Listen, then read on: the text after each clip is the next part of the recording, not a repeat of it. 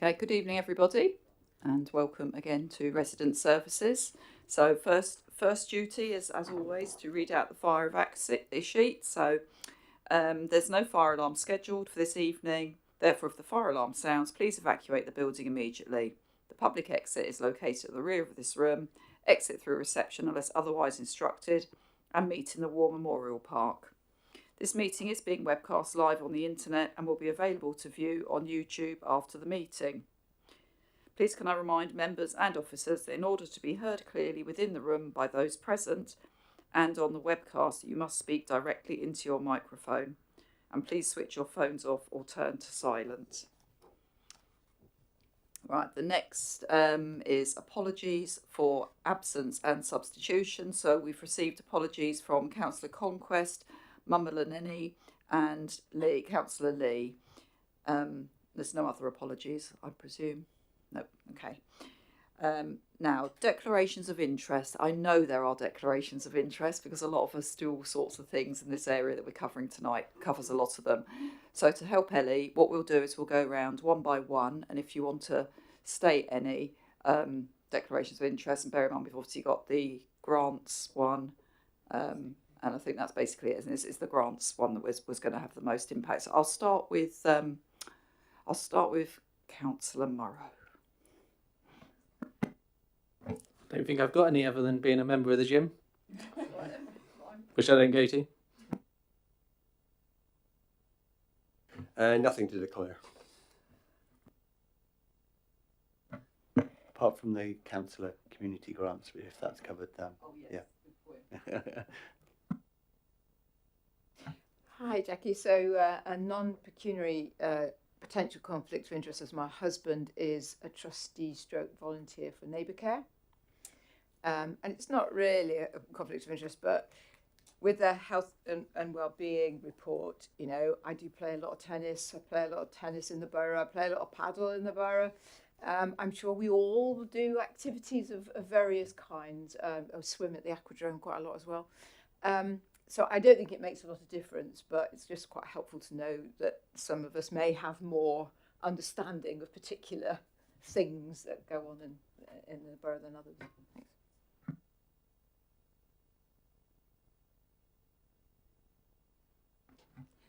Thanks. Just the councillor grants.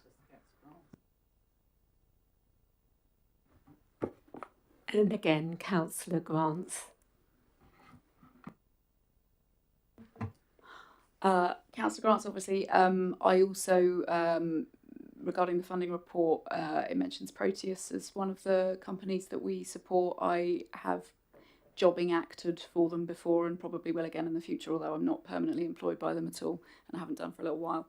I'm also the show producer for Basingstoke's Exit 6 Film Festival, which is supported by BDBC out of, I imagine, the culture pot.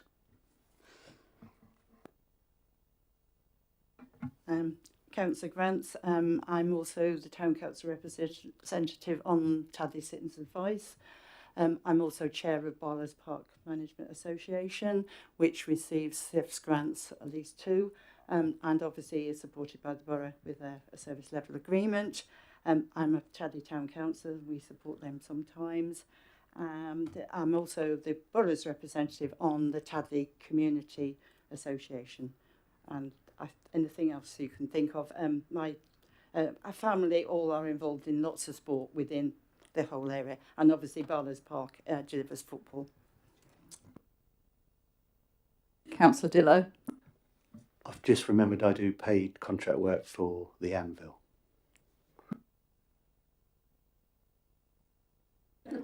And for myself, I'm a trustee with Popley Community Centre, Poppy Fields, and BDDF and Basingstoke MenCap.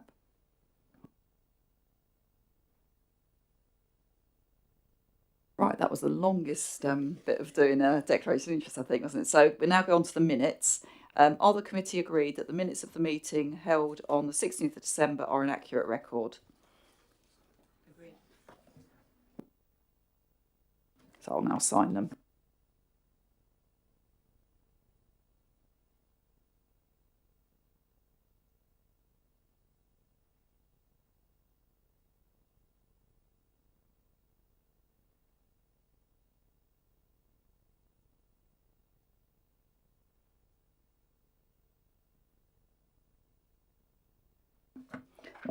Okay, so now we'll move on to item 4, which is the active wellbeing draft strategy update and the annual update for the wellbeing tracker.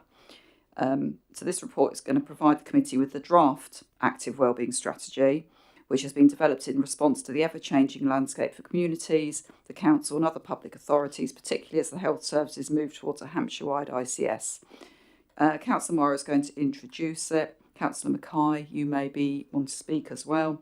And the officers we've got tonight are Paul, Martin, Abigail Price and Helen Taylor-Cobb. So I'll hand over to Councillor Morrow to introduce, or Councillor Mackay first. Yes, I'm introducing, and I'll keep it very short because I think we all agree, doesn't really need to be said, how important wellbeing is to all our residents. So it's very good to bring the couple of presentations to the committee this evening. We look forward to hearing their comments. We're actually going to take the presentations in the opposite order to what it shows on the agenda. We'll hear an annual update for the wellbeing tracker, which I hope will demonstrate just the incredible reach that we make with the resources we've got into the community. And then looking forward, a presentation that looks at how we develop a new strategy for the future. And I would just emphasise on that it is a draft strategy, so it's the perfect opportunity for the committee's comments to actually work their way into the final strategy when that is finalised. And I think Helen is going to make something to add to the introduction before we hand over to the officers making the presentations. Thank you. Thank you. Thanks for the invite this evening. So the first part is going to be an update on the action plan. So that's the annual update that we bring to you. I wanted to give you some good news along with the action plan, which has made you all squint trying to read it. So the good news is this is the last year that it will be received in this format. So we will put it into a much better format for the coming years. So the action track will be updated for you. Abigail Price is our Wellbeing Engagement Officer, and Abigail will take you through some of the key points on the update. Then Paul Martin, who is our Sports and Wellbeing Manager, will then outline sort of the next iteration of the strategy. And as Councillor Mackay said, we'd welcome any comments. And for that, we have our colleague Jasmine Peters, who's working with us for the next 4 months or so on the development of the strategy. So Jasmine is going to be copying all of your comments and suggestions down. So with that, I will hand over to Abigail for an update on the action plan. Thank you.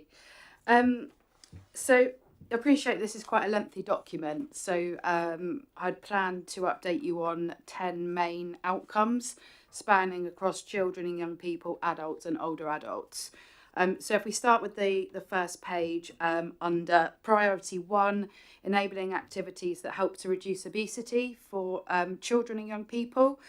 So this is quite a new project that is in partnership with Serco, in particular the Aquadrome, and this is the Inclusive Champions project, which started in September 2025. So essentially this is a programme for young people with additional needs, primarily ADHD and autism. To date, we've delivered 11 sessions with 66 total attendances. The allocated slots only go up to 12 because of the nature of the programme. So there are a few left. We get around 8 regular attendees every single week. We part fund this with Serco and the Aquadrome, and we will do so until the end of March this year, but with a view to continuing the programme based on feedback and learnings. Participants do pay a fee, and that's minimal, so that's £3 pay as you go per session. And then moving on to the same priority, the same page under adults. So looking at the stats from the Leisure Trust around various different programmes. So these include people with Parkinson's, the cardiac classes, both at the Aquadrome and Tadley Health and Fitness, the active exercise referral programmes, which come from primary and secondary care, along with the active cancer referrals, which again come from primary secondary care, and also the health walks, which are overseen by Basingstoke Voluntary Action, BVA, in terms of, and they run the Ramblers Associations. So as you can see, I won't go through the figures, but essentially the figures stay quite consistent over the quarters, and they are growing, which is good. So we're seeing more and more referrals from primary and secondary care. I think it's just about raising awareness of the programme and what's out there. And then moving on to the second page.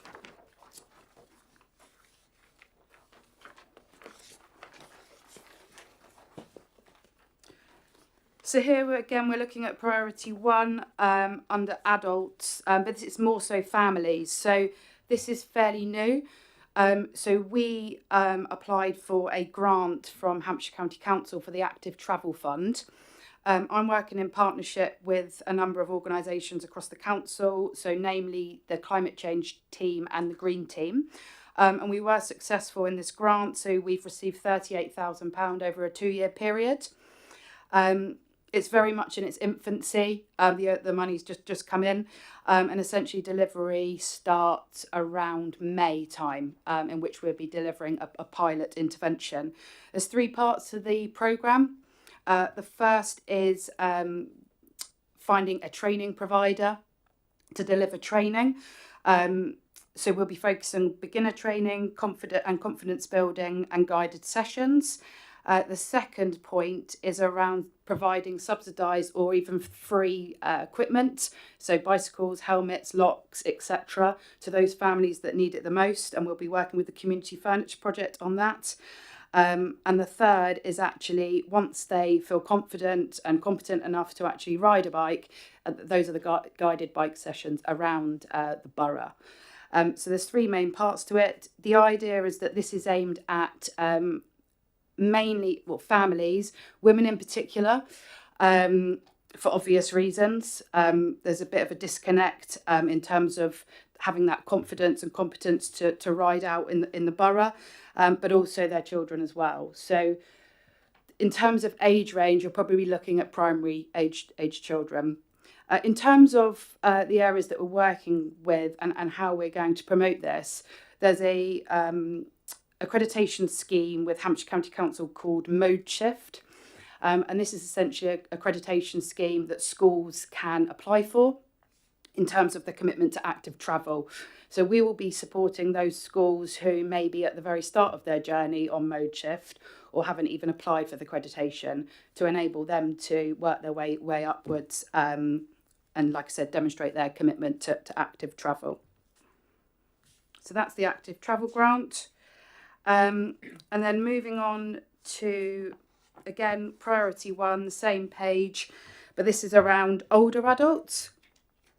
So I just wanted to highlight the Live Longer Better project. So we applied for this at the back end of 2024, and we were successful in terms of that funding. So that's for £14,420. And that's around supporting residents to live longer but in better health. So there's lots of main parts to this project. I just wanted to highlight a few today. Essentially, part of that project is around falls prevention classes, and I think I mentioned this at the last meeting. We've got a number of falls prevention classes within the borough, which all can be found on the Hampshire County Council website. A number of them were already happening without officer support, so namely at Oakridge Hall for All, and there's also one running out of Steventon Parish Hall, I believe. But a number of classes that have started based on kind of officer time and community of practice are listed below. So there's a new one at Popley Fields Community Centre that actually started in June 2025. And that is probably our most successful project in terms of strength and balance. So there's been 25 sessions and 230 attendances since June 2025. I think the reason this has been quite successful is because we are in partnership with Neighbour Care and their community hub. So prior to the session, there's already a captive audience of potentially, when I was there, around 60 to 70 people already there. So they do their own thing and then they'll come along to the class. There's also a new strength and balance class that started at the Ridgeway Centre in Buckskin. So that started in September. and has seen 11 sessions, 33 attendances. So the idea is to focus our efforts on growing that. And then we have a new one starting at Brookvale Village Hall this Friday, which is an official Hampshire County Council Steady and Strong class. So I'm working with them on that. So that's one part of the Live Longer Better project. Is the outcome is to increase physical activity and provide people with resources and signposting opportunities beyond those classes. So what next? Another part of the programme is providing various resources. So feedback from the community of practice. As a part of this funding, an officer would have to facilitate and lead a community of practice. So at the moment we have around 20 members spanning across 13 different organisations. So organisations such as Age Concern, Primary Care Networks, Home Instead, any organisation that potentially supports older people. And the feedback has been that residents need hard copy resources. So there was a piece in the recent Your Place magazine which received really positive feedback from Hampshire County Council. But alongside that, we've printed a number of resources. So falls prevention and continence checklists, hydration leaflets, and also a really successful Ageing Well leaflet that we can't take credit for, but has been produced by the Camrose, Gillies, Hackwood and Beggarwood Patient Participation Group. It says that we have, there's over 2,500 copies that have been distributed, but those numbers are actually higher. So we've actually had printed 8,000 copies and I've only got a few left in the cupboard. So all of those have gone to all of those professionals that form that community of practice and have been distributed by via vaccination flu clinics, voluntary groups, a number of community cafes, delivered by Neighbour Care, and carer and health events, again, organised by the Primary Care Network. So whenever there's a captive audience, the social prescribers, the PPG leads are always there with the handouts ready to have that conversation with people. Moving on to the next page. I will skip that one, we'll go on to the following.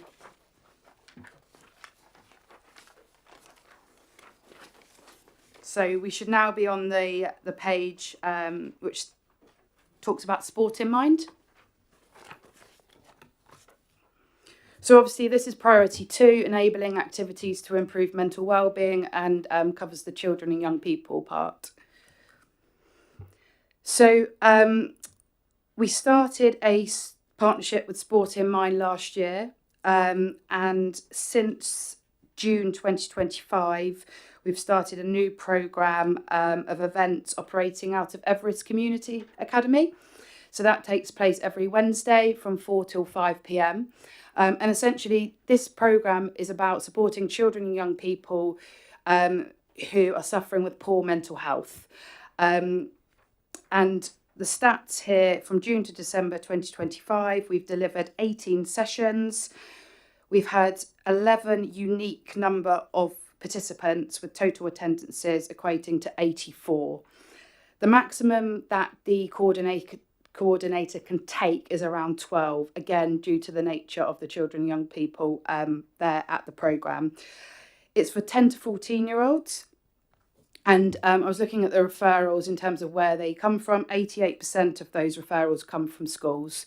So any promotion that we do going forward would primarily focus on schools, particularly the professionals and the teachers who are supporting young people who need it the most. So many schools now have mental health support workers that we can tap into. So that's the statistics for Popley. This is a year-long programme, so that will be running until June 2026.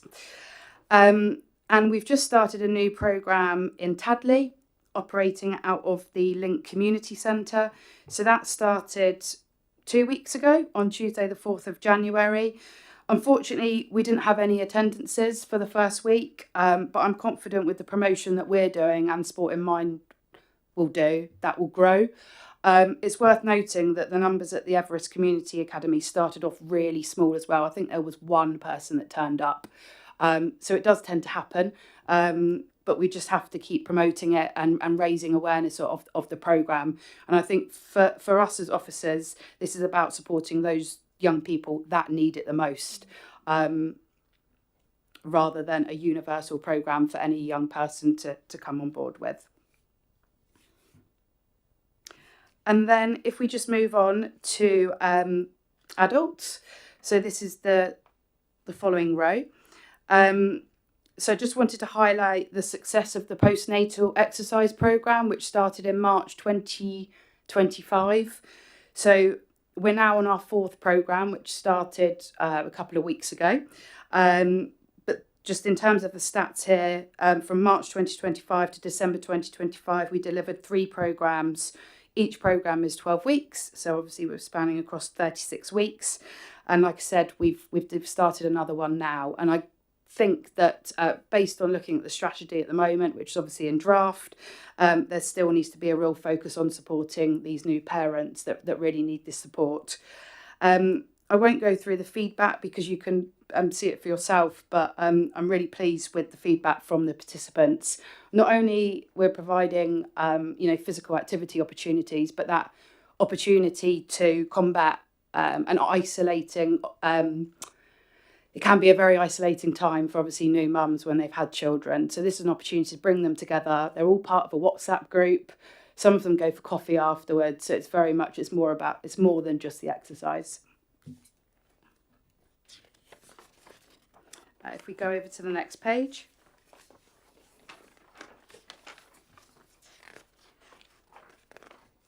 Just got a couple more points.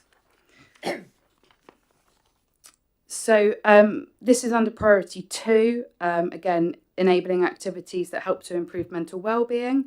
So here we're focusing on adults. So another partnership with the Active Communities Lead, operating out of Aquadrome and Tadley Health and Fitness, is Lift the Curfew. So this is off the back of the Sport England This Girl Can campaign. And we provided an opportunity for a free nighttime walking running session, which happens every Tuesday from 6 till 7 p.m. They've delivered 7 sessions to date and had 51 people attended across those 7 sessions. I've been told that it's more of a meet-up and a walking opportunity rather than a jogging and running at the moment, which is obviously absolutely fine. That's the feedback that's been received from those on board. That will come to an end at the end of March when we get the light back. But the conversations are around, well, what can we do next? Because I don't think the idea is not just to stop it. It's about, okay, well, seasons have changed, but what can we do now?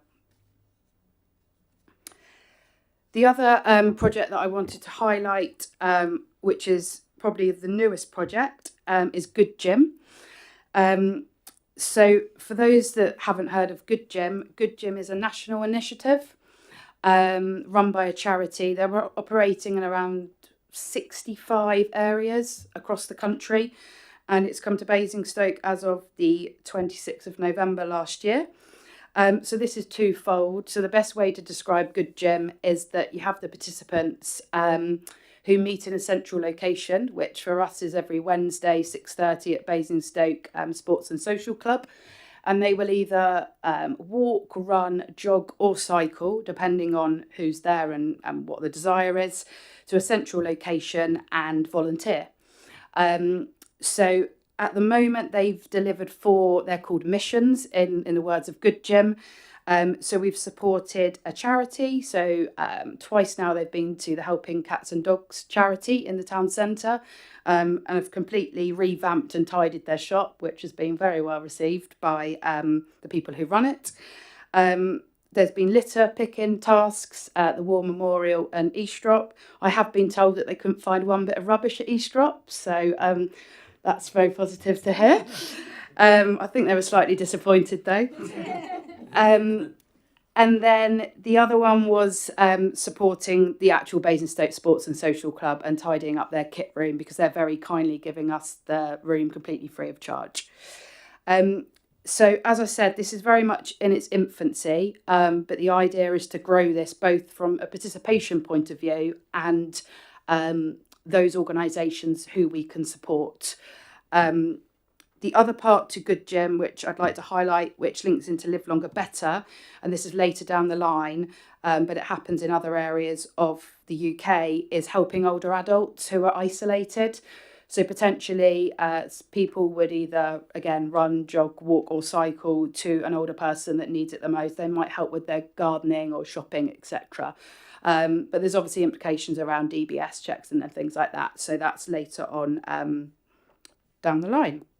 We've also had conversations with Natural Basingstoke and the Rangers team in terms of the planning for April and beyond, when the weather gets nicer and we can go outside and support conservation work across the borough as well. So I think from April that will be a massive focus, being outside in nature and offering people who would not normally volunteer the opportunity, because I definitely think it's a different demographic if you come along on a Wednesday.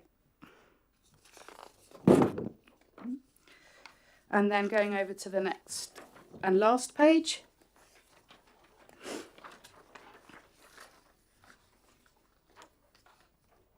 So this is just the last point on the Live Longer Better project. As I said, there's lots of outcomes of the Live Longer Better project and spending that 14,000.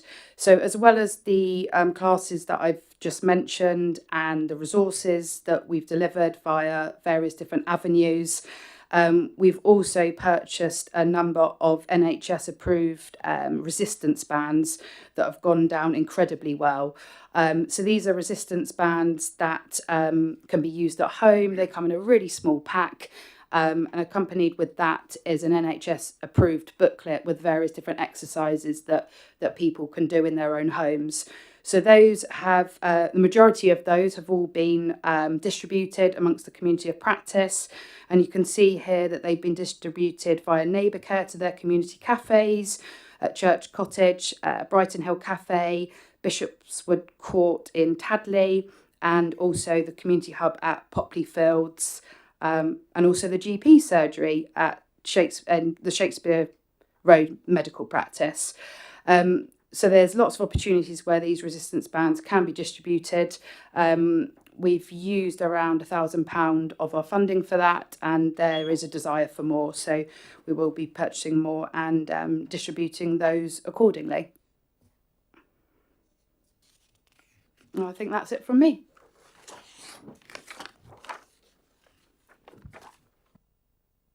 Thank you. So if I hand over to Paul then. Yeah, I didn't know there was... Did you want to take questions? I was going to say, what do members want to do? Do you want to ask questions on this while it's fresh in your head before you forget things? Or, yeah, I think so. Okay, so let me get my list so I can see Stacey and Joe, and I'm looking straight at Jenny. Anybody else for the moment? Okay, Stacey. Thank you, Chair. So yeah, a few bits. This is awesome. It's really cool to see so much good stuff going on, and I'm just making sure that I have got everything down that I wanted to say. Yes, okay, yeah, brilliant stuff. I am loving lots of this. I think I had a conversation with, I think it was Antonia last September, about the cycling thing, and it's so nice to see all that coming through. It's really nice when you've been around long enough that you can start to see little bits actually, you know, kind of in the process and things. Similarly, I've given out a few of those CGHB PPG leaflets myself, and that's nice. I do have some questions. I came straight from a meeting actually with that particular group, and there were some questions around some of the LLB stuff. Which page is it? David has possibly already spoken to you about a lot of this already, so I won't belabor the point and give you the 93 examples that I have. But we've, I think some of the volunteers are finding that it's geared, a lot of the materials and the training are geared around professionals, and some of the volunteers are finding that the rigidity of the LLB programme is a little bit rigid, and it's hampering them from volunteering a little bit rather than encouraging them to do so. And it's a shame because they are capable of delivering some of the stuff that actually the professionals who are firefighting don't have time for. So that's something to maybe look at. But I'll I'll leave that one with you rather than sort of a direct answer at this particular point. The going out with the Rangers thing, I think that's really, really great. I'd love to see, and this may already be on the cards, I don't know, actual training around how to do green stuff to be part of that. One of the things that I have raised with the green team and the Ranger team a few times is that as someone who kills things dead by looking at them, I love doing environmental volunteering work, but I don't have the first clue how to prune a damn thing. So actually helping people to have that knowledge would be a big draw, I think, and would be a big part of getting them out.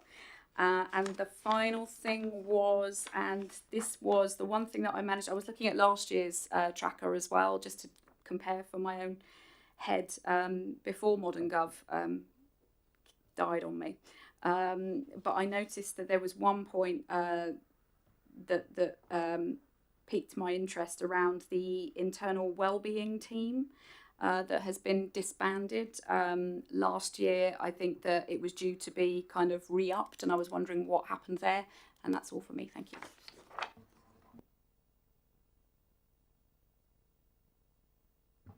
Thank you. I thought I'd just make a quick point on your first point, Councillor Hart. So actually the feedback around the majority of training is geared towards clinical professionals. It is right, and that's been a concern from my equivalents across the county. And I'm pleased to say that Hampshire County Council have actually acted on that. So they've now provided opportunities for a Falls Champion training and also a Falls Friend training as well. So essentially there's one of those is an hour long, one of those is 4 hours long, but this is geared towards social prescribers, health and wellbeing coaches, any volunteer that hasn't got a clinical background, so they can go on that and they're equipped with further knowledge in terms of how to have that conversation, for example, you know, when they're in the queue with people for flu clinics, etc. So that's something that we actually highlighted at the Live Longer Better Community of Practice, which was this week. It was yesterday. So there's been a number of interest from the community of practice around sharing that. So I'm hopeful that that will provide the opportunity for those volunteers. I think, David mentioned that he was hoping to go and couldn't to that. But I think in a couple of the examples he sent me, and there are always going to be outliers. You can't make something fit everyone. I understand that. That's really, really good stuff to hear. I think in a couple of the volunteer examples he had, they have or seem to have sort of commensurate level, like level 2 or whatever it is, training, but then would have to pay to redo it via that. So whether there's any degree of flexibility around, and I can send you some of the examples he's given me, whether there's any degree of flexibility that can be used or introduced that would mean that these people who do have these competencies anyway, just maybe in a slightly different, qualification or whatever, that would be great. Thank you. Yeah, thanks. And if you could send us those, that would be brilliant. In terms of the previous wellbeing action plan, can we take that offline and have a look at it? Because I'm not quite sure what it was referring to and I don't want to guess. Okay.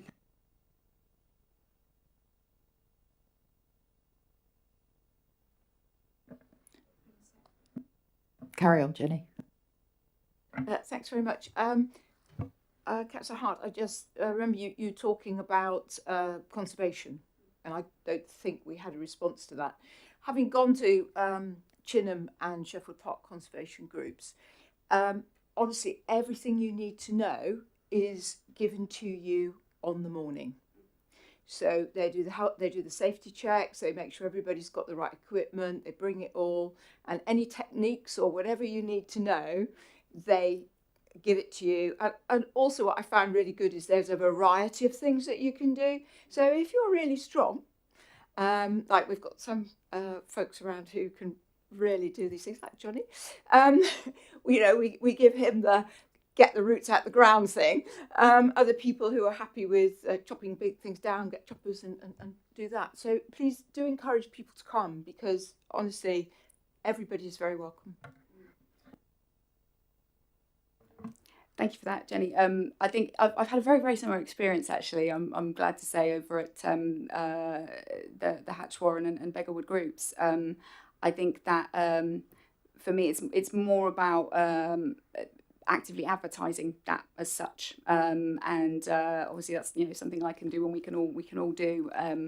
And potentially introducing a level of green, knowledge as well, whether it's, what tree is what tree, or, learning how to identify things at the same time. I think that would actively draw people out who maybe even hadn't recognised that they needed a level of outdoor activity and exercise as well. So thank you. Yeah, it'd be interesting to go along to some of those. Yeah, please do come to the Chinham ones if you like, because actually they do all of that, and they usually have a guy whose name completely escapes me, who's brilliant at identifying fungi and insects. And is it Alan?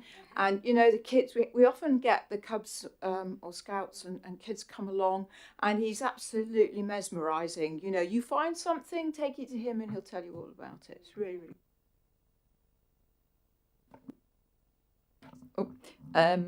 Joe. Thank you. Can I also say well done for all the work that you are doing? Obviously, Abigail and I are both on the Chadley Wellbeing Forum. We get a lot of this information every month, so it's absolutely fantastic to see all the things that are happening and how good it is. And everybody is extremely surprised when they come on the forum to know exactly what's going on in our area for well-being and obviously for health as well. And obviously we're now combining potentially sport as well, so that's going to be even better. You mentioned, and I didn't pick up the name, about the school, working with the schools on encouraging cycling. Schools in my area, I should have declared perhaps, but I didn't think it'd be in here. I'm chairman of Bishopswood Schools Federation. Sorry, I forgot about that. A governor, and obviously we offer the children opportunity to learn how to get a cycle proficiency badge. I hope other schools still do that, but maybe our school is different. I don't know. But it'd be interesting to know what the name of that is, if there's some other support that we can get. But in general, obviously this is things that the borough are doing and working with others, but there's an awful lot of other things going on. And obviously you asked about conservation. For example, in Tadley, we've got groups that go and look after the common, and volunteers are coming from businesses. So we get in AWE people who, they have 2 days a year that they can give to organisations as a volunteer day, and one of the things that they can do is come across and do some conservation area work, because obviously that is a short-term thing that's not committing themselves to anything.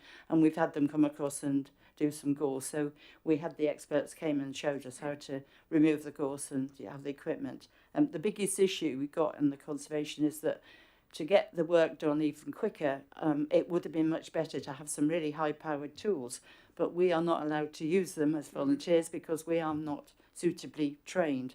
So again, you could spend a lot of time and not remove a great deal of gorse, but and then you pay the professionals to come and they can remove everything. So it is quite an uphill task.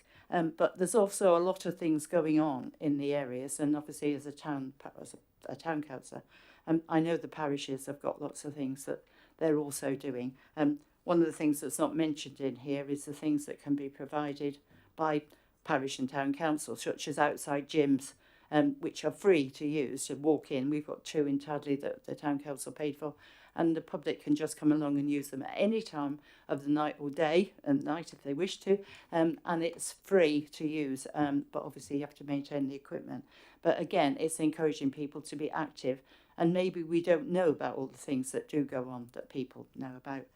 So obviously when we come to look at the strategy, I might ask a few questions about how we might incorporate all of that and bring that together, because there is probably an awful lot of things that are going on out there that we don't know about. Obviously we know from the forum that we have in Tadley area that those things happen, and most of us don't know what everybody is doing. But well done so far, and really impressive work that's been done. Thank you. Okay, I'm going to ask a question. And look, this is there's some really good stuff going on. I know, because obviously being out and about and seeing what's happening, it's fabulous. One thing that I've had a quick sort of skim through here, and what I haven't noticed is any mention around men's mental health, which is obviously something that's sort of come to light quite recently. Are we looking at doing anything around that area, or even if it is connecting with things like Men's Shed and recognising the benefit that that brings to it? Yep. So something that I didn't mention within the report is the programme that Serco deliver, the Aquadrome, the mental health drop-in service. So this was in partnership with Andover Mind, but due to a restructure at Andover Mind, their numbers have dropped dramatically. So I believe they're getting around 6 people per week at the moment. However, the Active Communities Lead has met with a community centre, and I believe it's at the Roger Morris Centre, but I'm not 100% sure on that, around the Tough Enough to Care programme. And this is a support group for men struggling with their mental health. So conversations have happened, or are happening, I should say, around potentially running those sessions out of a different spot, potentially as well as the community centre, but bringing that group into the Aquadrome, providing opportunities to be active as well. Obviously, they've got the cafe there, they've got lots of other space. So hopefully we'll be able to support that group going forward. Thank you. Any other questions? Did I see? Karen, did you have a question? Oh, it was Sheena. It was Sheena. Sorry, so I put a line next to your name. But I just want to say thank you for all the amazing work that you've been doing. There was just one aspect that I actually thought about, was the maintaining your fitness and maintaining your weight, because that can fluctuate, and when you stop, maybe not looking after yourself as so well, and not moving so much, it's like an emotional thing that you need to probably need some help to maintain your position and improve if you need to. I wonder if there's anything about that you have looked at, because that's a really important thing. It's just something I think that we could do some work on, maybe.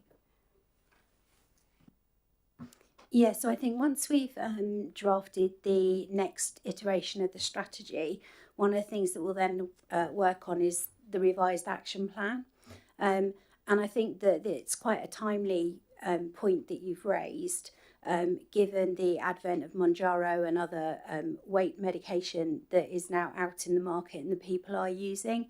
I think we've also got an opportunity coming forward with the redevelopment of the Aquadrome, and wherever that lands. Part of the thing that we will be looking at, obviously, is sort of that social value work and how we can do outreach programmes, and how we can engage with people on weight maintenance, because it's one thing to lose the weight, but to maintain it is actually probably harder. So it's something that we will take on board with your comments, and we'll look at that in the next iteration of the action plan. Thank you. It's just, I'm not going to go promote any slimming clubs, but there is a like a maintenance program that some of them do, and then you touch base with them. It's quite a useful tool, and it does keep you, instead of yo-yoing, which is with your weight, which is the worst thing that you could possibly do, is to learn how to keep at a safe level, and not to be ultra slim, but to be really fit, as fit as you possibly can, your best self, if that's a term. Yeah.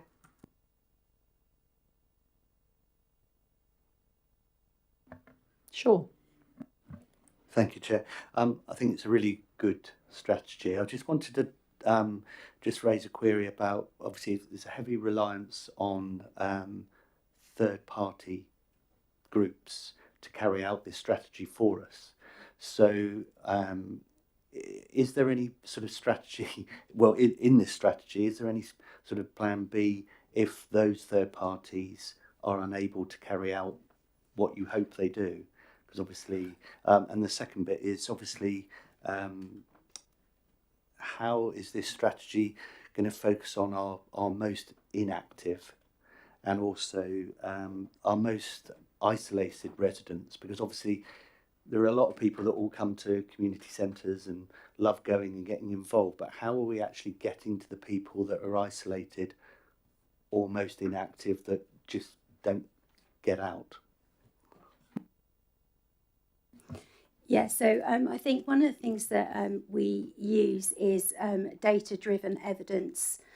So one of the things that we are doing is actually a piece of work to map the areas of inactivity, and the way we do that is to map all of the areas of activity to then show us where we've got a blank where nothing is going on, so that we can then start understanding the geography of that, so that we can then start targeting. I think in terms of our reliance on voluntary and third sector organisations, I think that is becoming more prevalent in some of these activities. I think because we've only got one wellbeing engagement officer, and albeit that she works an absolute marvel, there is only one. So I think our dependency is very much on the relationships that we build. And I think that's where we add the most value, is actually forming those networks. And I think where we're finding those common areas of interest, that's what then motivates everybody inside the network, because every organisation has its vision or an outline of what it seeks to achieve, and finding like that Venn diagram, finding that bit in the middle where we're all working on the same thing, then almost guarantees that there's a mutual interest for success. And I think that's a dependency that is there. It's a risk, but I think because we're finding those mutual areas, that's what will hopefully drive the performance and the delivery and the outcomes. Did that address all of your questions? Karen.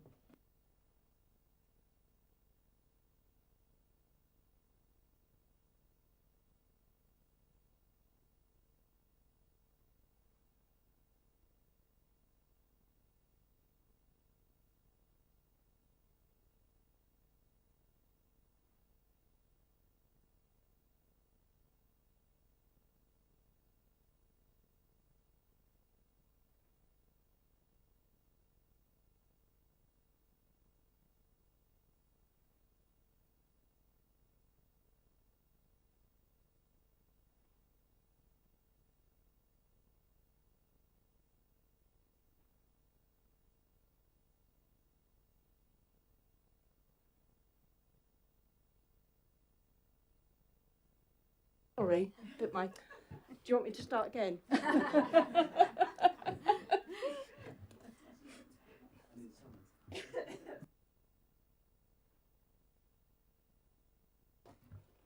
No, definitely. I think there's definitely more we can do around that space. 100%. I think the Inclusive Champions programme is a start at the Aquadrome and supporting those young people who have mild autism and or ADHD. Appreciate it's a small cohort, but based on the feedback and the learnings from that, the idea is that will grow. The other programme that I would highlight in terms of that support area that I didn't originally highlight is Relax Kids. So we fund Relax Kids to go into schools to deliver mindfulness programmes over a period of 4 sessions, and those programs and those children and young people, it is a targeted program, so the teachers and the professionals there will select those children that need it the most, and I am told that there is a high prevalence of young people who have additional needs on those programs, but it's definitely something we can take away into the new strategy and do more. Can I just add as well, sorry, just to run along that side as well, and part of the rationale when we get to the strategies is actually it will feed into the new Aquadrome Leisure Centre proposal. So by design as well, and neurodivergence, and making it more accessible, but also part of the service specifications will link to the outcomes from the wellbeing strategy. So we'll be tasking them with scheme specifics that they'll put on that will cater for certain demographics that we want, and that's a target audience that we've included for that side as well. That's great, thank you. Yeah, because you just find that sometimes they're prohibited from joining some of these groups because they can sensory overload, too much noise, etc. So it's really good that that's thought about. Yeah, we do run sessions now as well, but it's something that it sounds stupid, in facility based on acoustics and things like that. We've actually broached with the designers and those kind of things to make sure that from a sensory perspective they are designed as well as built. I mean, if you think things have moved on so much from that perspective. So also we do some wider consultation as we move further along the procurement process. We'll also be engaging a little bit more with kind of stakeholder groups as well of how they might be able to feed in for that design. But that is definitely something that we've taken into account. We've looked at video entries and kind of people as well. The feedback was initially knowing what to expect before they walk in. So actually having a system where people can view, this is where you're going to go, how you're going to go to that station, and it's all kind of mapped out before. So it's something we're taking on board, and by facility design as well as the schemes that ABS is running and we're doing through the service specifications is another part that we can task our providers from supplying as well. Looks like we've finished questions on the action plan then. Update. Oh no, Stacey.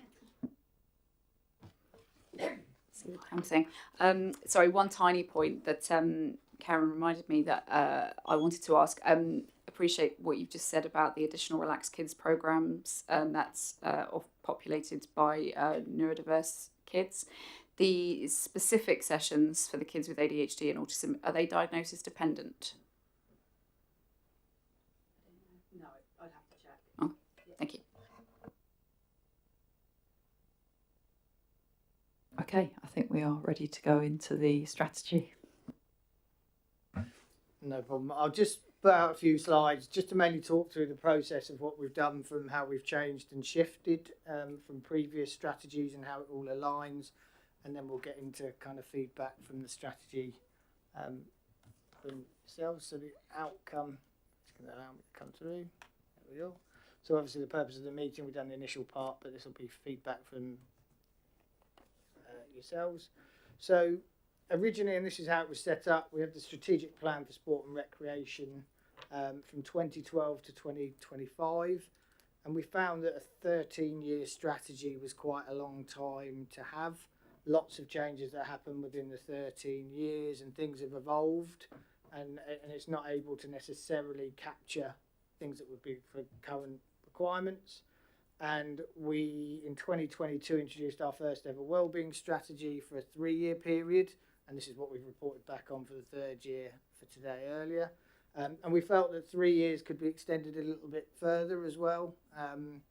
So we've kind of moved into the latest structure, which is to create an active wellbeing strategy, which is proposed for 5 years. And that will effectively enhance some of the wellbeing elements of the 3-year, but also capture the sport-specific formal sports side of it as well. And then sitting underneath those will be the action plan and trackers that will report back annually. We'll still have the formal kind of facility-based elements to it, and there are parts in the strategy that will link across. But essentially, from the needs assessment, which will take place every 5 years, next one's due in 27. That will then inform our own individual strategies. We've got the built facility strategy and the playing pitches. Essentially, one's indoor kind of facilities and the playing pitches are the outdoor elements. And underneath those will also sit the action trackers. So we'll be reporting back annually in terms of how we've achievements for year-to-dates when we go through. And that's the way it will look going forward. The reason why we've kind of developed that side of things is it builds on the Sports England's Future for Public Sector Leisure strategy, and it's the kind of way that nationally the direction's going. It's moving away from your formal kind of sports to a more holistic approach, taking in all different forms of activity, not just the formal sport, but still making sure and recognising the importance that formal sport will play on physical activity. And I suppose essentially this is kind of over the next 12 months what we'll be looking forward to doing, and it'll be the annual updates for the LRNA, which are due around kind of March, April time. The active wellbeing strategy adoption in 2026. Hopefully, after feedback that we get today, further consultation process, we're looking around March, April time for the adoption in 2026. And then obviously we've got the overall formal LRNA update, which will be the full kind of consultation process in 2027. The only other thing that we have done, which is an add-on, which was off a follow-up of a requirement from last year, was ABS, you asked to list, or we were asked to list for primary care networks and contact details. And ABS has just provided a list of contacts and key contacts that we're working with currently, and we will circulate all the contact information for those to committee afterwards. So in terms of that, then obviously everyone's been given the draft structure of the strategy, and hopefully there'll be some feedback that we can capture before we put it into the final stages. I don't know whether that goes to. Thank you, Paul. I've got some bits. I'll give myself first dibs on it. I know it's obviously there's bits missing in this, but I did notice. I think that one thing to focus looking at the outcomes under inclusivity, it talks about seeing similar people, which I think can actually be exclusive if you're not careful. So I wanted if it'd be better to say I feel included at the places I'm active, rather than saying I see similar people. Yeah. You picked that up as well. And I think another thing about inclusivity is being able to get to the places. So that's also kind of accessibility and affordable. I think that's also very, very important. You have got this outcomes in 2 places. I wasn't sure about that, so I'm going to give you a few. The other thing on the priorities bit, so you've got the national priorities and the Basingstoke and Deane priorities. What I felt was in the Basingstoke and Deane ones, I thought we could be a bit stronger than encouraging. You know, I felt because when you look at the national ones, it is get 3.5 million more people active. It's very positive and quite directive. And I think, although I appreciate we don't have full control, but maybe having a bit more of an ambitious objective, I think would be a really nice thing to state.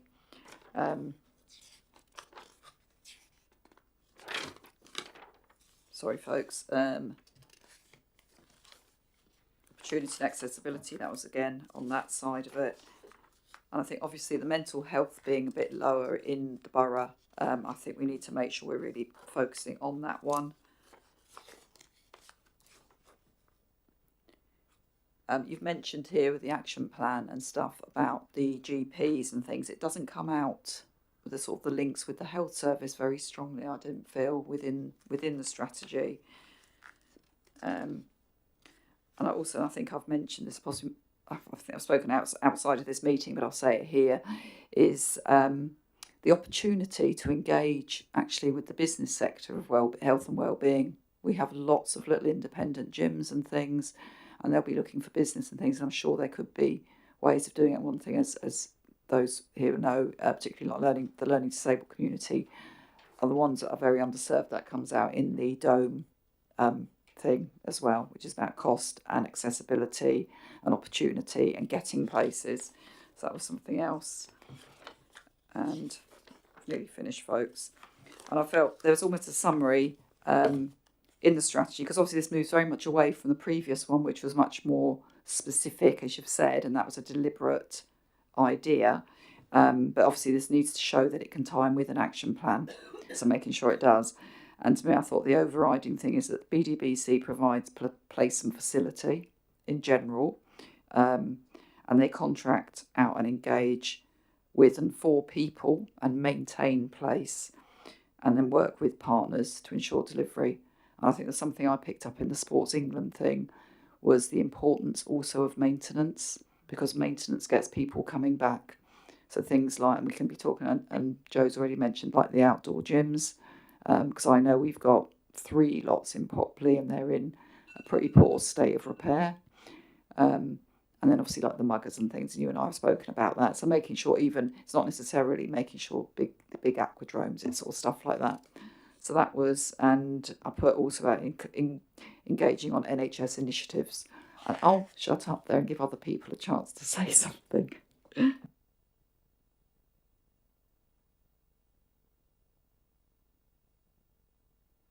Okay, Jenny. Thank you, Chair.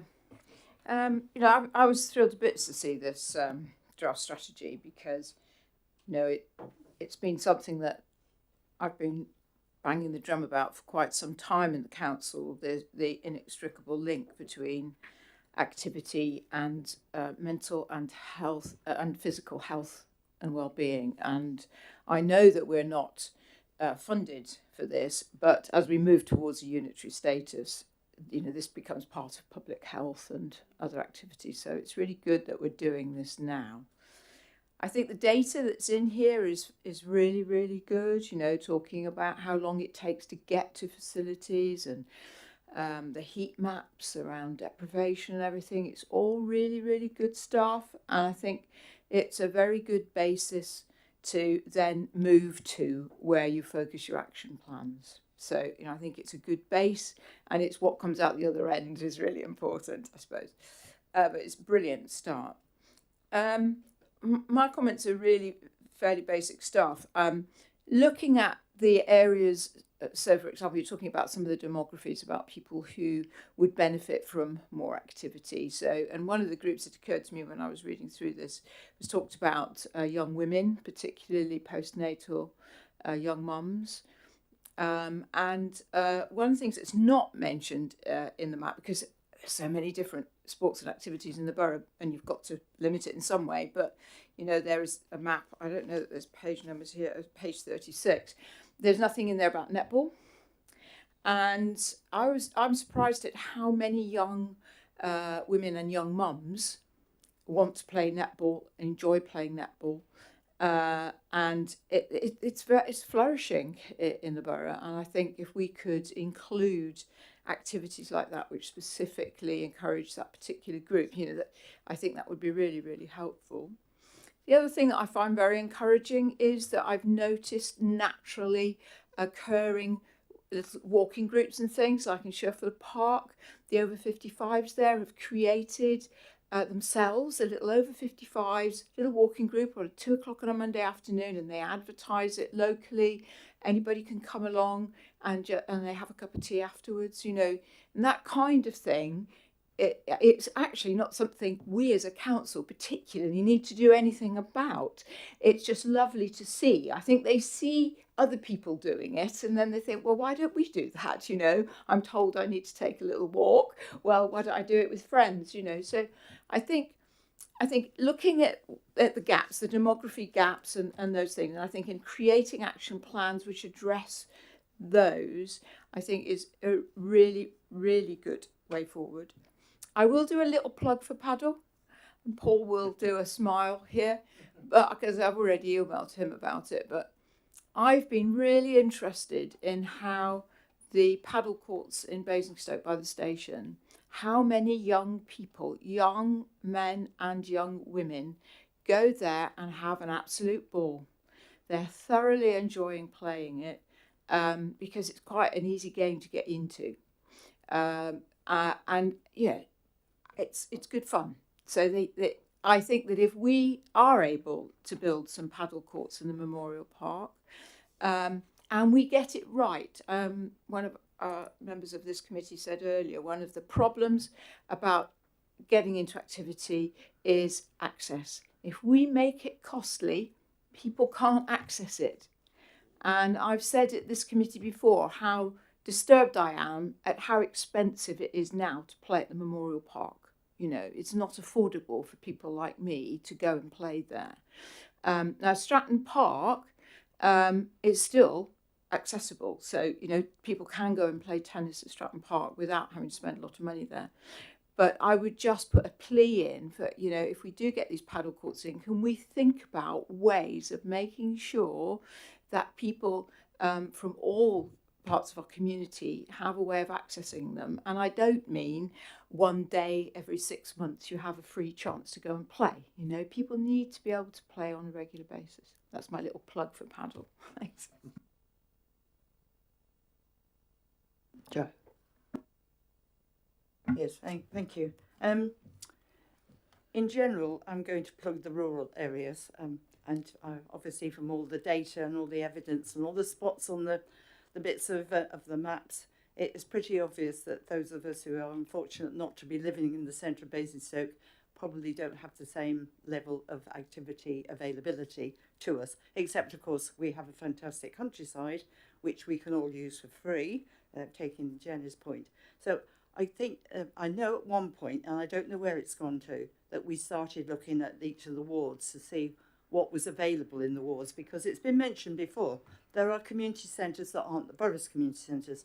There are other organisations delivering things out in the community that we don't know about, and why I mentioned the Chadley Wellbeing Forum, because at least we know, those members of that know what's going on.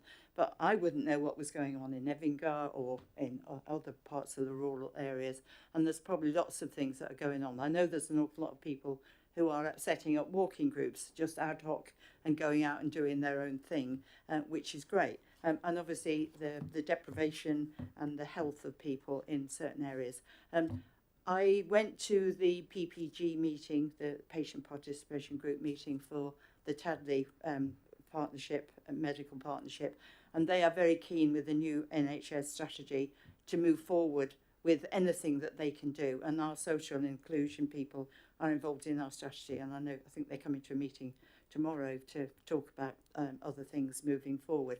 So there are things that are going on there, but I agree with the chair that it doesn't necessarily come through about the health bit. I'm going to say, say it in public, is we were told we couldn't have a health and well-being group before, because obviously we don't deliver health, but obviously the health services do. And I think they've all now got the message that there are an awful lot of things that they can do to make their patients healthier, so they're not going and knocking on the door of the GP because they don't need to go there. And I think that is a really important. So prevention, I think now needs to be our password to the future, is to get people thinking about being fit and healthy before they start being ill, and healthy eating and keeping weight but keeping active, especially for older people. But again, it's access. I mean, if you live in Tadley, there's a bus service that goes every 15 minutes or so, if you can walk as far as the bus stop. But if you live in Borkhurst, in the rural part of Kingsclear, if you live in Ashford Hill, you live out in Evingar or wherever, there isn't really the access that people have got to get to anything. So if you don't drive, which I don't do a lot of, it's very difficult to access things that are going on, even in the daytime, never mind at night, and talking about going out at night. So I think we need to think about how we perhaps get local groups working together and going out and delivering really, really locally, where people can just walk to their houses.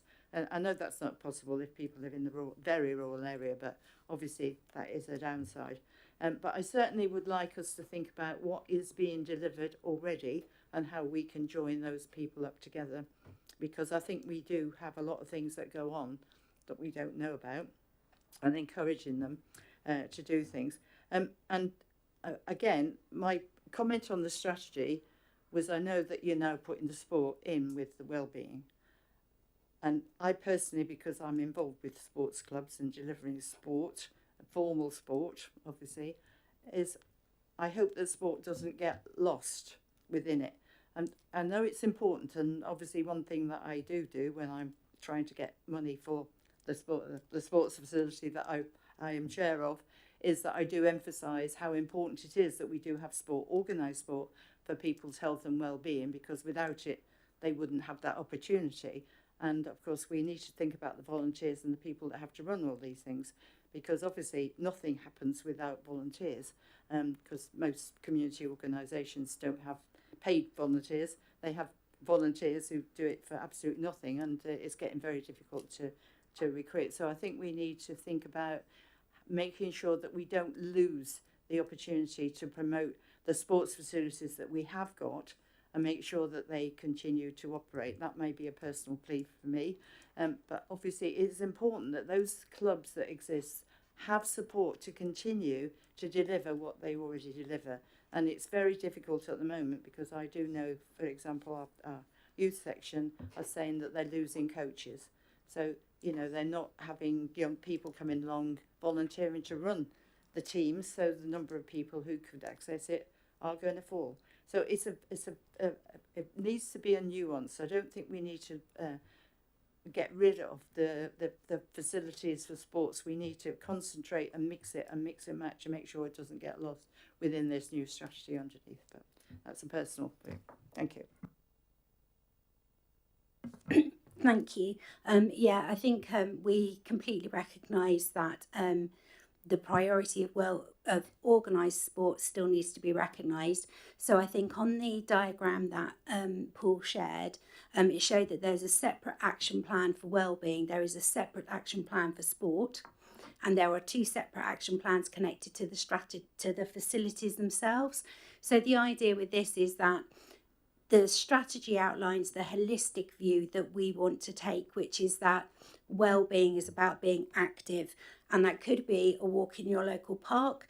It could be meeting up with some girlfriends for coffee in the local park. It could be attending organised sport. And so having those separate action plans means that we can still be really clear on the priority of organised sport as well as informal sport and green space activity, for example. I think here in this, there is, I think because this is draft and there's big bits missing, is we haven't got that sort of context of that wraparound text. So I think it's a wee bit tricky, isn't it? Because we're probably giving an undeserving critique on it. But yeah, I think it's important that we make sure those things are clarified. Does anybody have anything else they want to say on this? And also to bear in mind, we haven't got recommendations to go into cabinet or anything, but obviously you guys are quite happy to take notes. So if there's anything specific, so bear that in mind as we're going through. So Stacey. Thank you. Just a couple of things. This reads generally like as a holistic overview really, really well. The vision statement, I thought the second one was better, just my opinion, FYI. I thought it read better.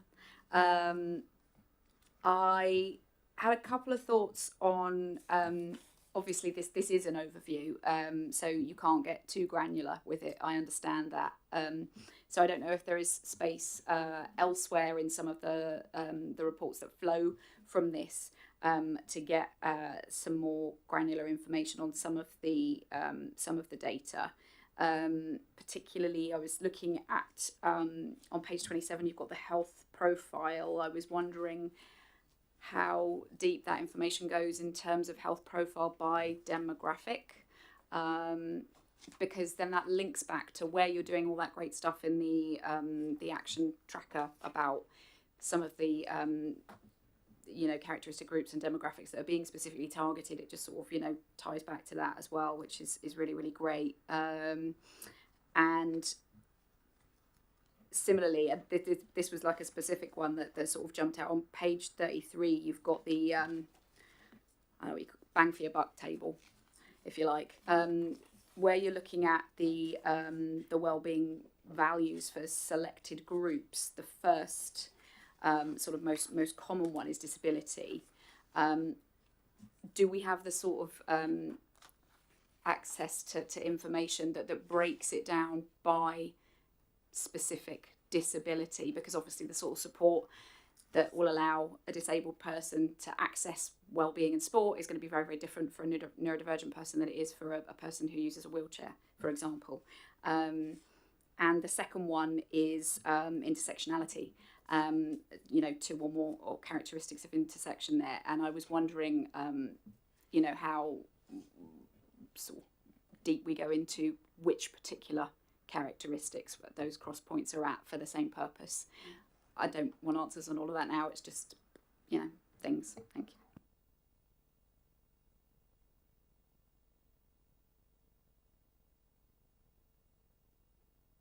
silence. Is there anything anybody wants to say specifically that we think? I mean, I think Helen, you've taken a lot of notes, haven't you? And you've worn out your ink. Yeah, you can listen back. So I think if that's the case, then we can. We haven't got any other specific recommendations. Obviously, hopefully those comments have given you some feedback, and I'm sure members here will be more than happy to clarify anything and have those chats. So we can potentially move on. I think let's have a quick look at where we've got to. So any further? We've done the questions and then comments. So summing up then, I think we've also given you quite a bit of information there and sort of feedback on what we sort of how we see the draft as it currently stands and where it's gone, looking at it from the back. And I think in general it sounds like we're lots of excellent data, very visual, very, very informative from that perspective. And as an overarching document, excellent. But it's making sure that it ties in with how those outcomes are met. There is one actually point I was thinking of myself is what I think would be a really nice priority is having an ambition to get those who are inactive to become fairly active. You know, sort of shifting the people along, and those maybe that are. It doesn't. If they're fairly active, I think that's reasonably okay. But if they are fairly active and want to become more active, that's even better. But something along those lines. So a bit more ambition on them. I think that's basically it. Is there anything? I don't think there's anything else we want to say on that one. So we can now move on to item number 5, which is the funding to the community and voluntary sector item. So thank you very much, guys. Thank you. Thank you. We look forward to the revised action. Right, so this report provides an overview of the funding given to the community and voluntary sector since 2023 through the 3 main funding streams: the Council Community Grant Scheme, the Strengthen Communities Grant Scheme and the Community Infrastructure Fund. So Councillor Mackay will introduce it as a Cabinet member, and we've got Sam to provide some background and Lisa Edwards, and I'll hand over to you guys once everyone's settled down and done their chair swap.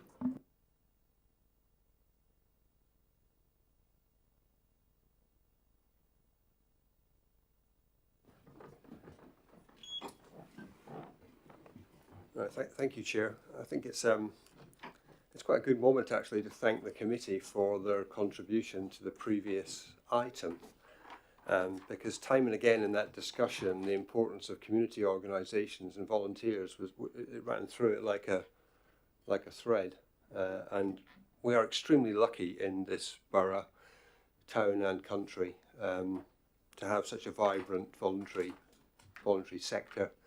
And an incredible amount of work that goes on with volunteers. And one of the ways in which the council can support and facilitate those groups and those volunteers is through a range of grant schemes, of which I'm sure we're all familiar with the various schemes that exist. But the purpose of tonight's presentation is to give you some feedback on where the money goes.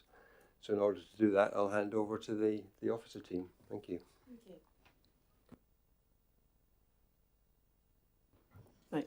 Okay, thank you very much, councillors, for having us this evening to talk about funding to the community and voluntary sector. So I'm joined by my colleague Lisa Edwards, who's the Connected Communities Manager, and between us we're just going to do a short presentation just to give you an overview of the 3 main schemes.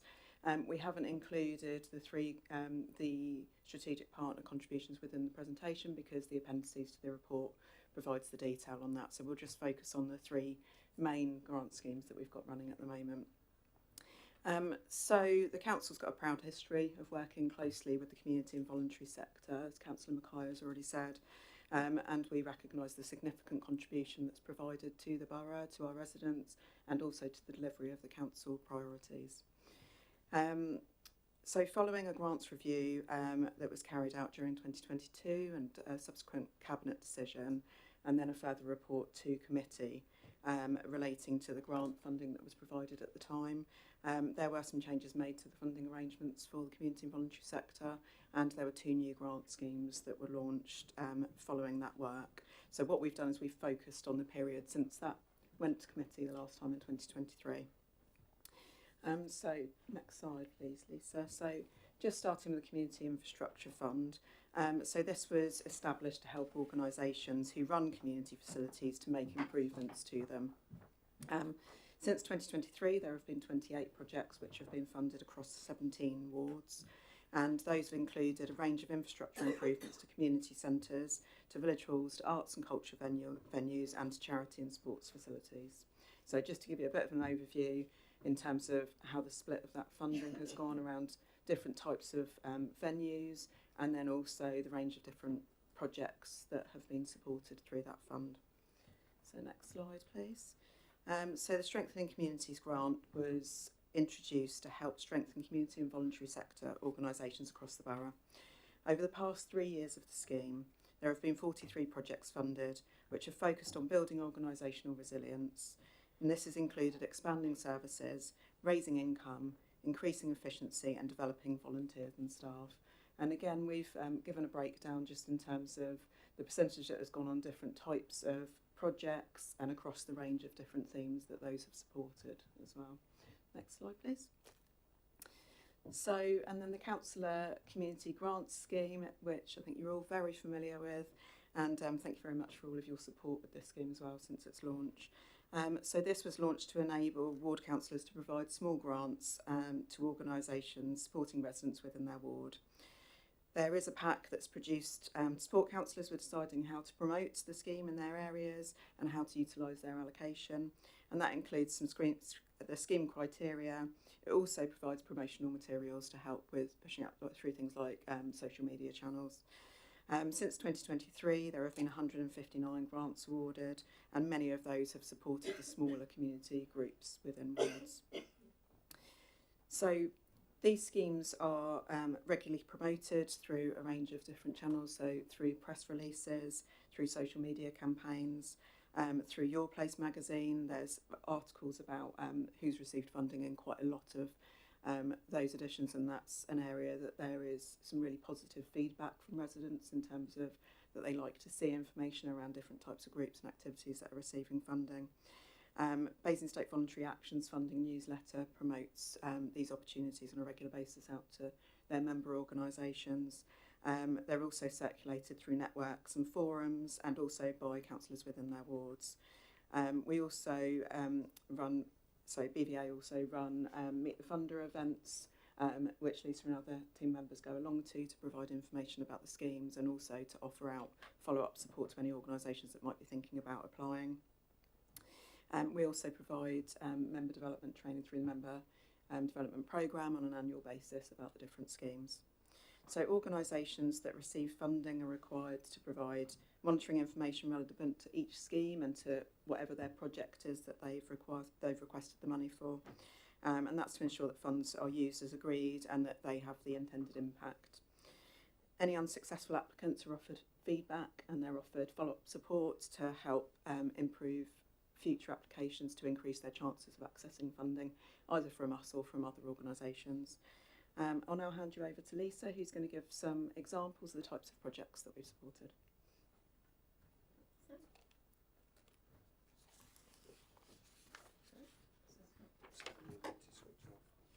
Oh, this is my fault, sorry, Lisa.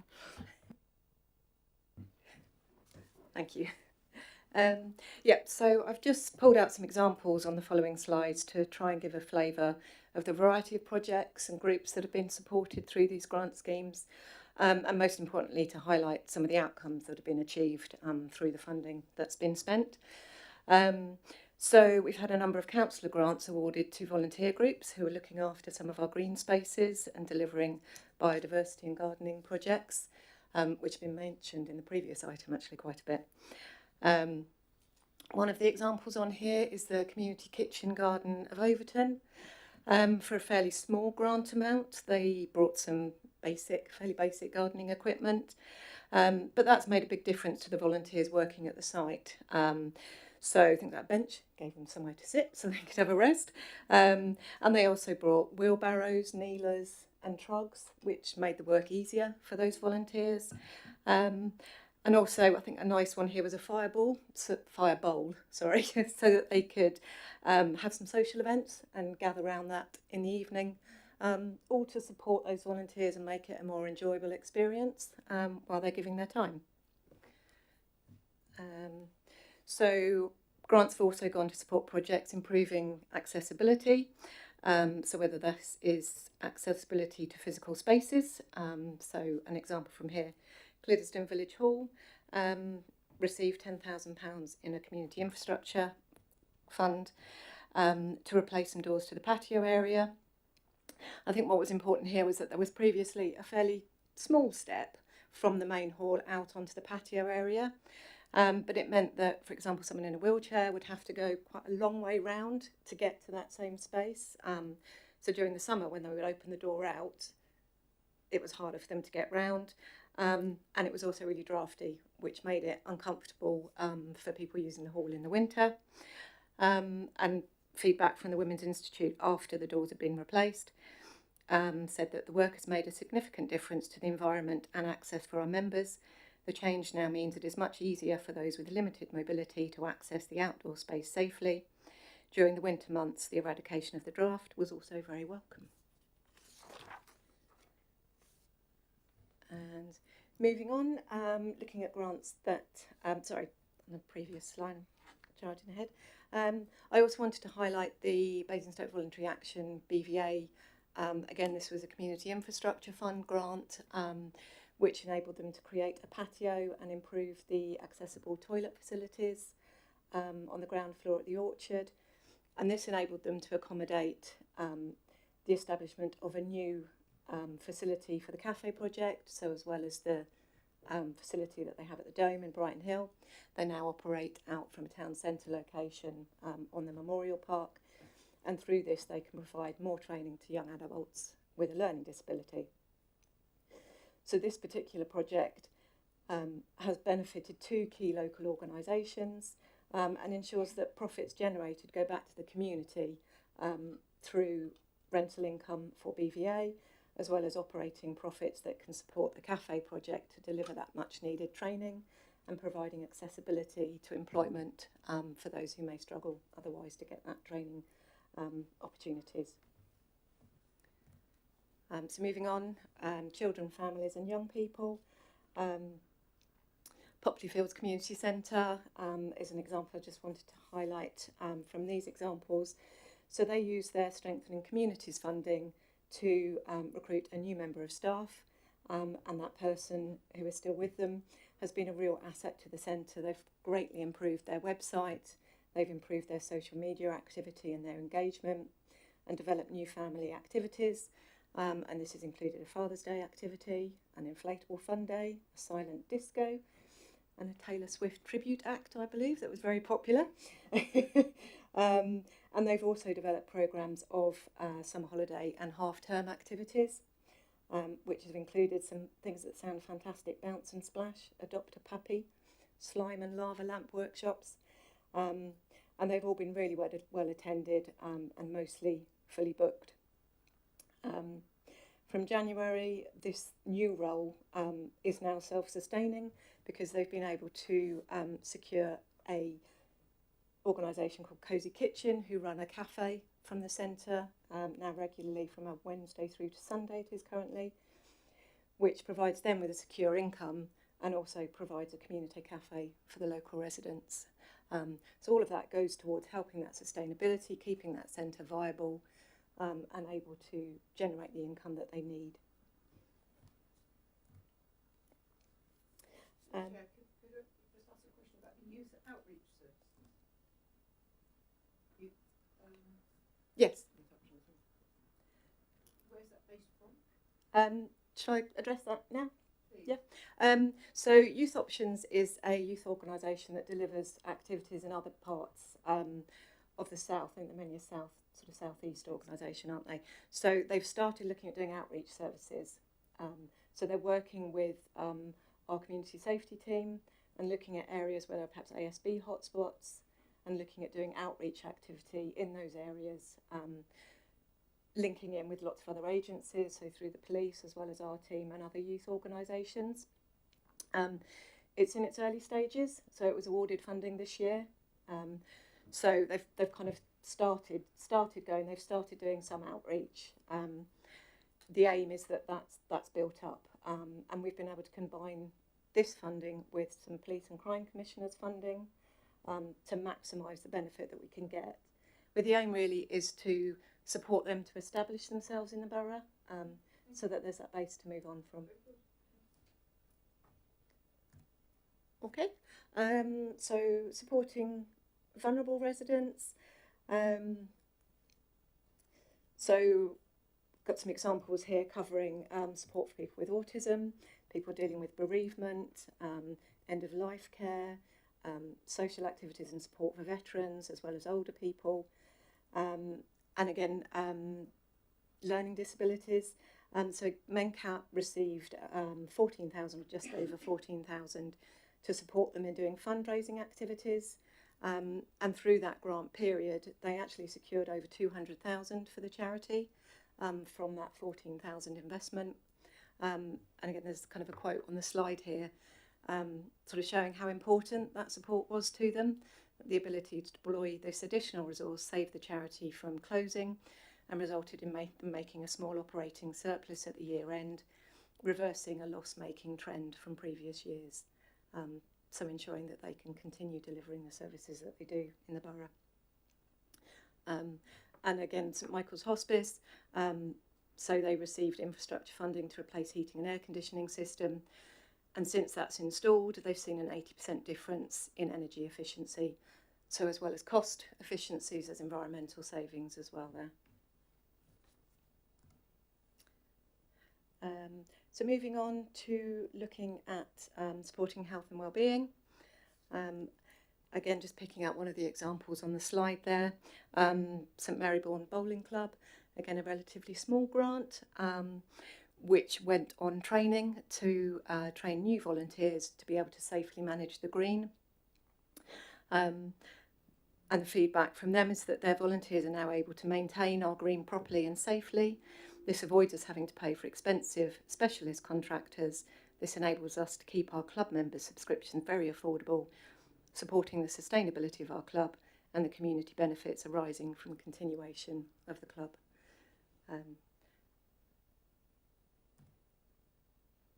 Moving on to environmental sustainability. So there's some examples there of money that has been spent through the infrastructure fund, specifically supporting those environmental improvements, covering solar panels, replacing old inefficient lights with more efficient ones, and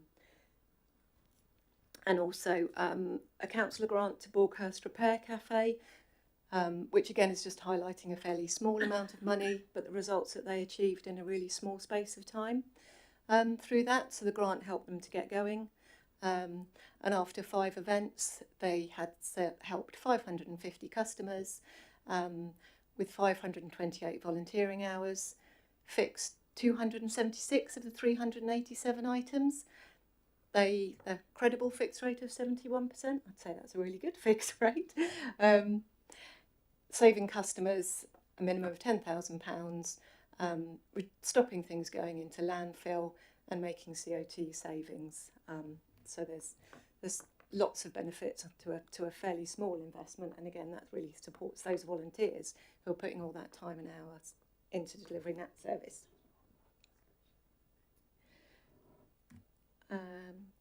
And funding has also gone to supporting arts and heritage.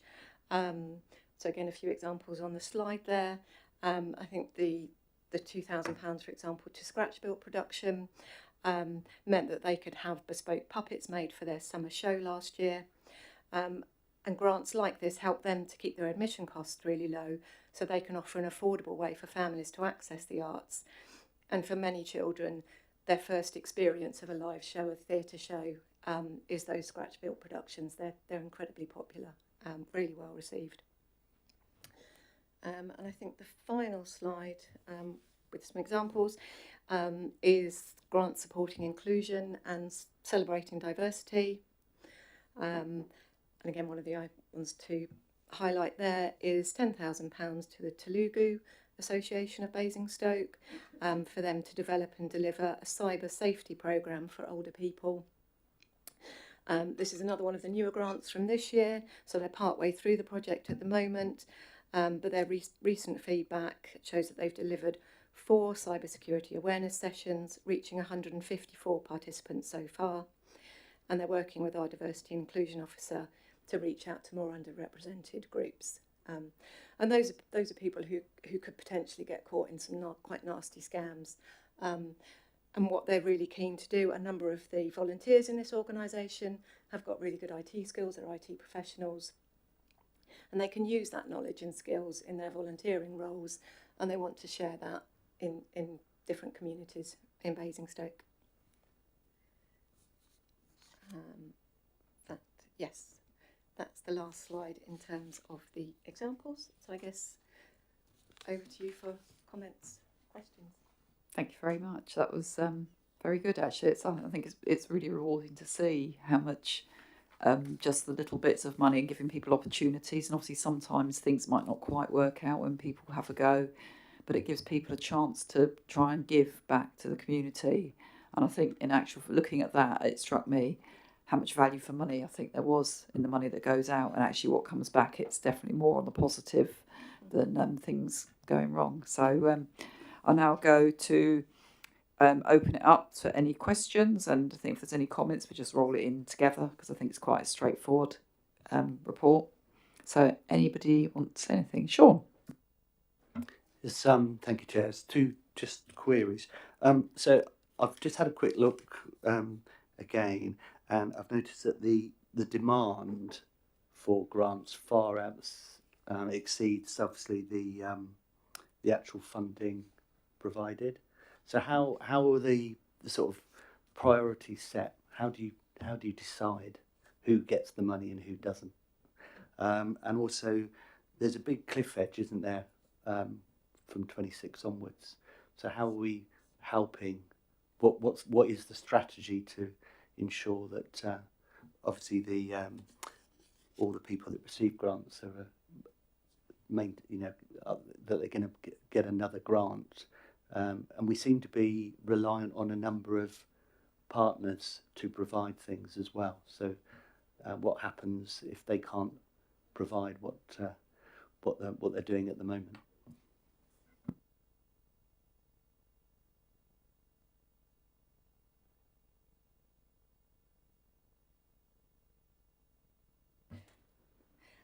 Okay, in terms of the priorities, they follow the priorities in the council plan. From the previous report that went to committee and cabinet, the different schemes have slightly different priorities. So the strengthening communities was very much focusing around that resilience and trying to support organisations, business development type work really, which is really difficult for them to get funding from elsewhere rather than project work, to try and build that sustainability, to give longer term value from the money that we invest. And in terms of deciding who gets what, I guess that's probably around the assessment process, in that all the applications are scored. We have set criteria which is shared with applicants or potential applicants before they apply. We try and provide as much information as possible to say exactly what we're looking to see, what we will score, bullet point of we will be looking for this, this, this and this, and this is how the score is made up. And 2 officers will assess and score an application independently, and a 3rd will moderate, particularly if there are any big discrepancies. We then also get feedback from internal colleagues to make sure we've got the whole picture, and we have grant panels with external other funding partners as well. Again, trying to make sure we've got the full picture and avoid any duplicate funding as well. In terms of what happens next, so we have, I did make some notes to make sure, you know.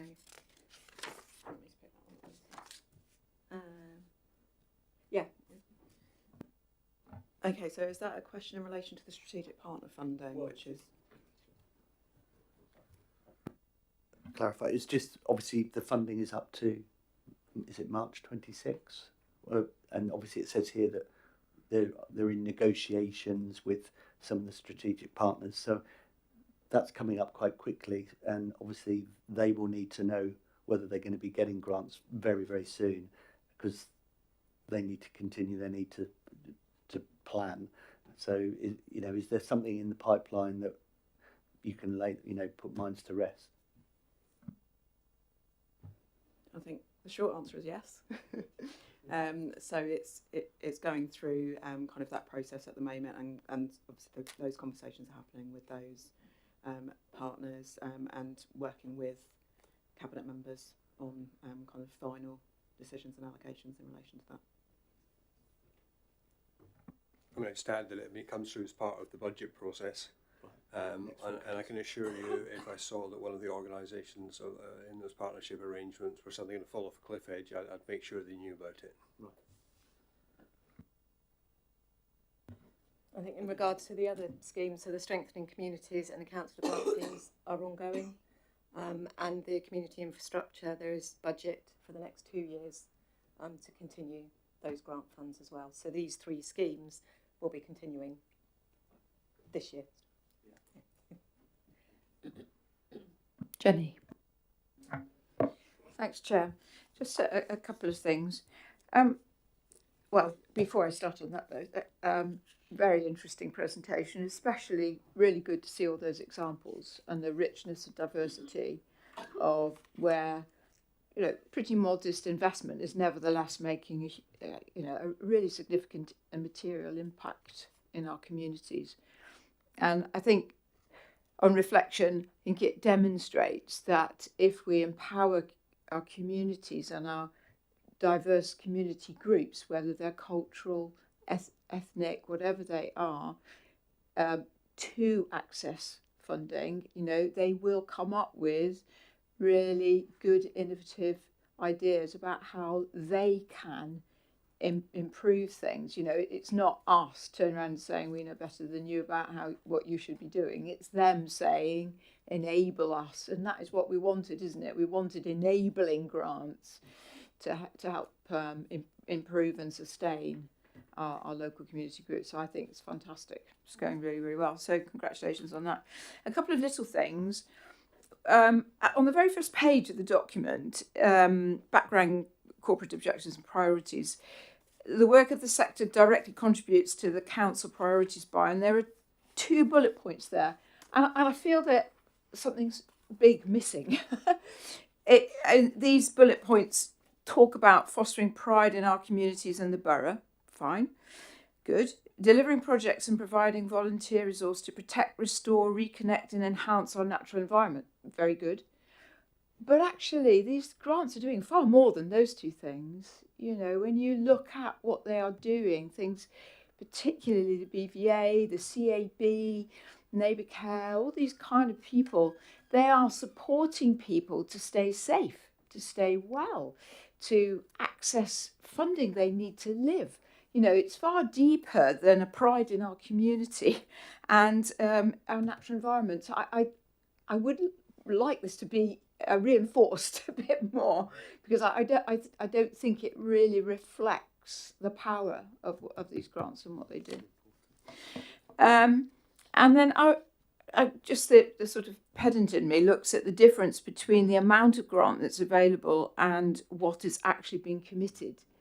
And there is a minor shortfall on all of them, although one might say, a minor, for some people it would be reasonably significant. Last year, the Community Infrastructure Fund, we're talking about 90 grand.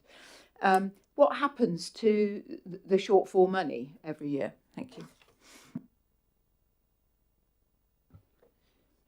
So there have been situations where the shortfall is more significant, such as in the first year of the councillor grants, when that has then been used to support another scheme in a future year.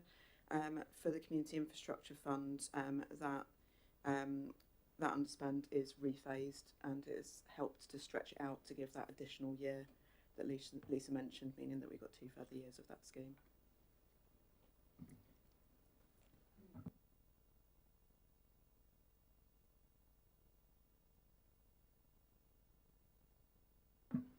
Kerry? Not sure I'm allowed a question because I'm not officially on the committee, but just wanted to flag something that happens sometimes, which is where planning holds up a grant. So you get this great idea, you know everyone's on, up for it, and you find that they can't get their planning in time, and then it's just misses the grant deadline. So I don't know how we do anything about that. I just wanted to flag that.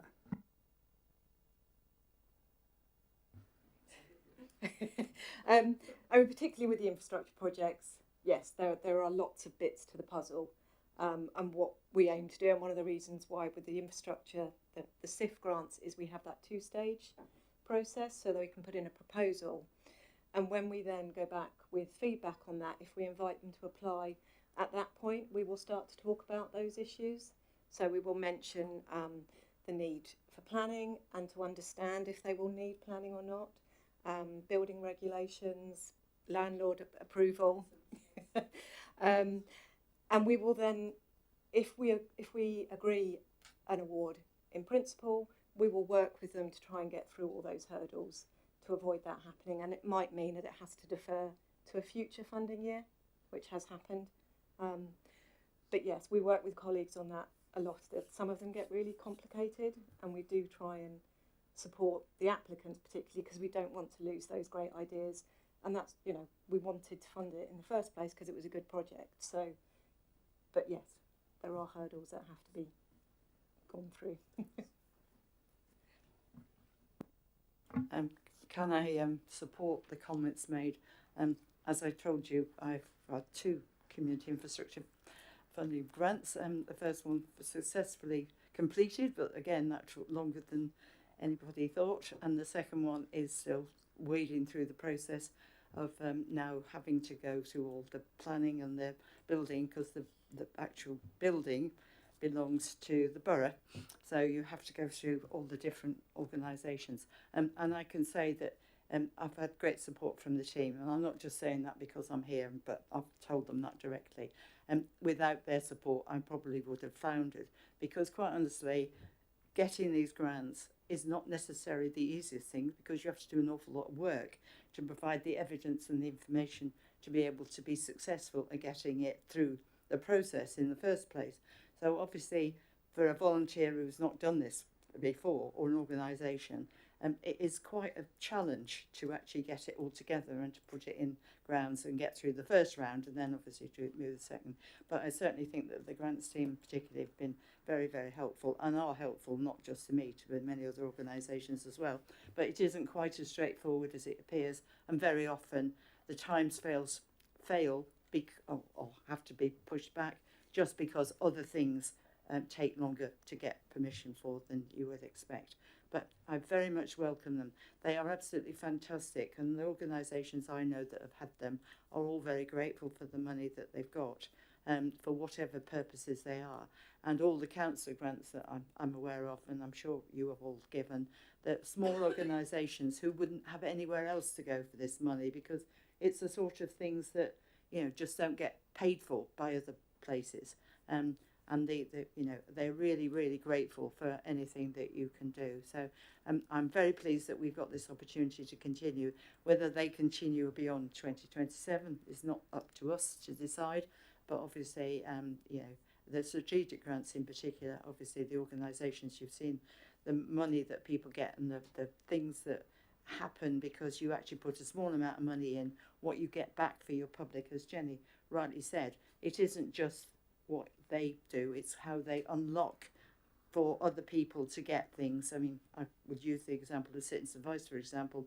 The amount of money they can get back for people who have benefits they haven't claimed or didn't get when they should have done, and the amount of money that comes back into the local area to be spent is absolutely phenomenal. And without the strategic grant money that comes forward to just allow those organisations to operate, they would not be able to do that without the support of the borough. So on their behalf, and for all the organisations that get support, I'm absolutely sure that they are really, really appreciative of whatever help they can get, because if it wasn't for them, the voluntary sector in Basingstoke, I think, would not be as healthy as it is. And I'm sure Jackie, knowing being Deputy Mayor, goes out and sees all these organisations, how much they rely on having a small amount of money, maybe in some senses, just to continue to operate.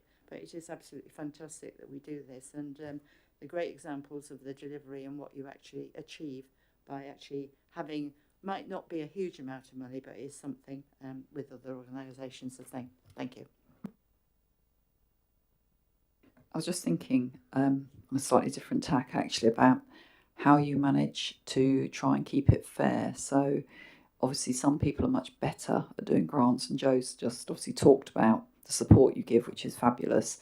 But if some people get grants, you know, they'll keep coming back year after year, and they know the school, they know how to do it.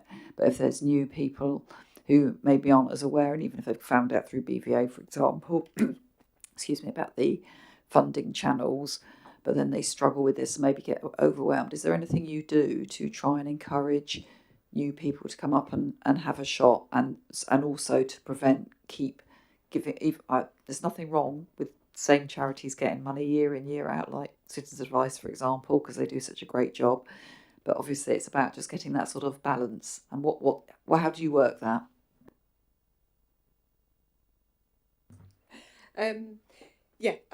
We offer support. So whenever we launch a grant scheme, we say, if you'd like to talk to us about this, please do so. We can have a one-on-one conversation. We'll go out and visit people, we'll have telephone conversations, and we do the sort of meet the funder type workshops to talk through. And we will stress that what we want to know is what you're going to deliver and why. It doesn't have to be professionally laid out. It doesn't have to be. We're looking to understand, just to say what people are going to do and how they're going to do it, and we won't not give grant because an application isn't particularly well written, for example. The reason applications fail is because they haven't provided the information or haven't answered the questions. It's not about how they may have phrased answers. So yeah, we are conscious, and you can tell. I think probably when you've got a professional bid writer who's provided an application, from our perspective, perhaps it's easier to assess, but with another grant, we will look and we will find the information if it's there. And as I say, we will offer that support. And I think probably fair to say we'd really appreciate if you can encourage groups to take us up on that, because what we tend to find is less organisations actually take us up on that offer. So we get applications that are not great, and we think maybe there's perhaps a great idea behind this, but it's just not coming forward. So please encourage them to get in touch. I think, sorry, what was the other element of the question? It was about sort of repetition of funding to the same organisations over and over again that might mean that others aren't getting a little shot. Yeah, again, I think it's around the promotion and trying to encourage, and we have seen in the last strengthening communities around applications from organisations we haven't seen before, and I think some of the changes we made helped to bring that forward. With the changes that were made following the last review, very much focused on that, because a lot of the old programme grants were going to the same organisations for service delivery. Whereas the strengthening communities now is more about that building sustainability, and one of the key questions is what happens after this grant period? How will you sustain this without further funding from us? So if they then come back after another grant period, it's almost like, well, the point of the last grant was to enable you to be self-sufficient in this, which I think has helped address that. And where we've got same organisations coming forward, it's generally because they deliver so much locally and different projects, so they sort of fall into different priorities. And what was that, a hand go up, Jenny? Ask a question, are we going to have a separate presentation about the strategic grants or not? We haven't done a separate presentation on it, but we can have a look at it if it would be helpful. So in the appendices, which is attached, it's got that on there. I've certainly got a couple of questions I'd like to ask, if that's okay. Just leap in. You know, I absolutely understand why we need strategic partner grants, you know, and some of our strategic partners listed here, it's obvious how important they are to help us as a council, if you like, deliver services to our community, and they are better at it and more efficient at it and more connected with our communities than we are, and it's absolutely right that we provide them. But there are a couple here that I am quite intrigued about. So one being the Anvil Trust, you know, £400,000. They get far more. They're double anybody else. And I would just like to understand the rationale behind that high figure. And the other one that sort of leaps out is the Basingstoke Gym Club. We have loads of sporting organisations across the borough. Why is the gym club receiving a strategic partner grant? Thank you.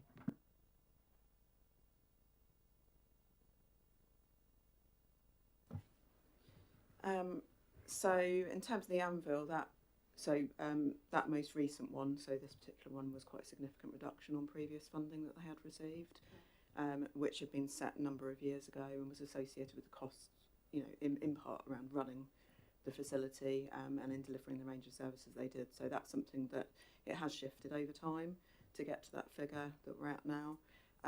In terms of the gym club, absolutely recognised, and that's something that is sought to be addressed through the new arrangements that come into place through dealing with it in terms of a property matter rather than through a grant. So hopefully that answers it. Sorry, I spotted exactly the same thing. Why was the gym club in there, and how could that be fairly interpreted by other sports clubs? And when we looked into it, basically they're given assistance with their rent, and it should be dealt with through property. So in the budget coming forward, they will not be in the strategic partner contribution category. They'll be looked at under property.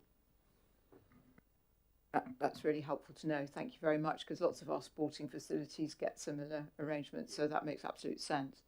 So on the Anvil, are we going to be continuing on a downward trajectory of the amount of money that they receive?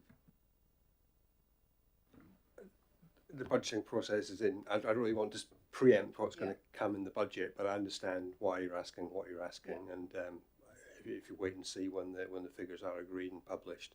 Okay. You might be. I might be. You might be happy. I hope you're happy.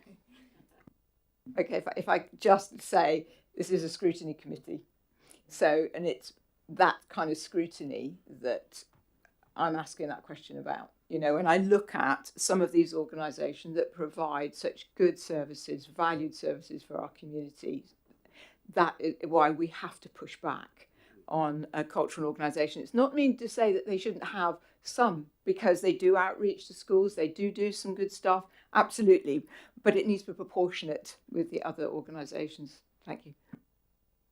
Yeah, I'll just add to that in my way of thinking, they are slightly different to a lot of the other organisations because they have the ability to choose their programme and set their ticketing prices and do all sorts of things that many of the other partners can't. Yeah. So I'm just letting you know that's in my thinking. Thank you. Stacey. Thank you, Chair. I would like to echo what's been said. It's so lovely to see all of the great work that's been done. Some with some impressively small amounts of money, really, and the richness and diversity of all of it is fabulous. I have a couple of small pieces of feedback and a question. The one hang up about the councillor grant that I have heard fed back to me is the fact that, and I understand why this is, but the fact that the people have to pay for things in advance and then be reimbursed, which disenfranchises smaller organisations who just don't have that kind of ready cash. If we want to, even the smaller amounts of money, if we want to really, really kind of nail that lower level of people for whom a tiny amount of money gives far more value to them and to what they can provide for the community, then that's maybe something that we could consider moving forward in some ways. Perhaps, I don't know if you would have a different category or I don't know, that's your job. I'm not going to tell you how to do it, but yeah, that's just a bit of feedback there. And I had a sort of thinking about BVA when I was looking at it. They obviously do, you know, a great job of helping out a lot of organisations in Basingstoke, and when you look at the list of things that they do, there's a lot of it. It's quite a broad spectrum of help that they give. But I think that a lot of the help that they give does not apply necessarily to all of the organisations that they provide it to, if that makes sense. And some of the largest struggles are around ongoing costs, rent, overheads and things. And I know that because it says about managing the Orchard building here, which does sort of slightly, if you didn't know any better, infer that maybe people get that space. They don't, or at least not all of them. They pay, I know at least one organisation that pays market rent for that space and doesn't necessarily need any help setting things up, or, you know, some of these other support things here, you know, with training advice or whatever else. So how do we ensure that the money that, you know, we use to fund BVA and the services that they give then get sort of distributed commensurately? Because in the example I mentioned, you know, the person who runs that organisation has applied for, I think they said 80 grants this year, and have managed to get about a third of the previous year's funding, and are basically subbing it themselves at this point, and are going kind of, you know, in a not great direction. In its rent that they're paying market for at the Orchard, that is the real problem. So I don't know how we work with BVA to see how they portion that help out, if you see what I mean. I'm curious about that. And I have one more thought, and I don't know if this is something that already happens or not, but regarding Sean's point in the previous presentation about third-party groups, I agree that can be a risk, although I think that there are plus points as well with community building when we're relying on, you know, the community organisations to deliver some stuff. But I wonder if there's just a general touch base every so often with, you know, this sort of plan to make sure that we're keeping an eye on some of the organisations that we do use in that way and their future viability, and making sure that they're, you know, aware and have all the access and support they need to specifically apply to a lot of this help, because it becomes then a really, you know, healthy cyclical thing. That was that. Thank you. Ellie? You go for which one you want first. The first one about the councillor grant, organisations having to pay in advance. It is possible we can do it retrospectively, so we can agree that we will pay up front with what I think in communication that's gone out to councillors in the past, we have mentioned this. So although it's not on the public portal, what we said is actually if you're dealing with an organisation and they need that support, get in touch with us and we'll have a conversation and see if we can make that work. We don't want it to be a blanket offer because we have been bitten in the past with it, to be fair. So we'd rather we'd look at each case and say have a conversation with yourselves, with the group, and make sure it's right in that case. But absolutely, we have got that process in reserve for that very reason, that we don't want to exclude an organisation. And we have also, we've had cases where BVA have could have basically been the bank for it, and supported a group through that, or other umbrella organisations have been able to offer that support. So I think certainly with the councillor grants, if there's something you think, I'd really like to support this one, get in touch with us and see if there's a way that can be resolved. And we can't always, but we will always try and do that. And I think the last bit about the linking to the health and wellbeing strategy and the action plan, we do sort of communicate with our colleagues. So when a new grant scheme is launching, we will send it out to our sports colleagues, for example, and say, can you promote this with your groups? And when we get applications in, we will also go directly and say, look, we've had these applications from 4 groups relevant to your area. Can you provide us some feedback?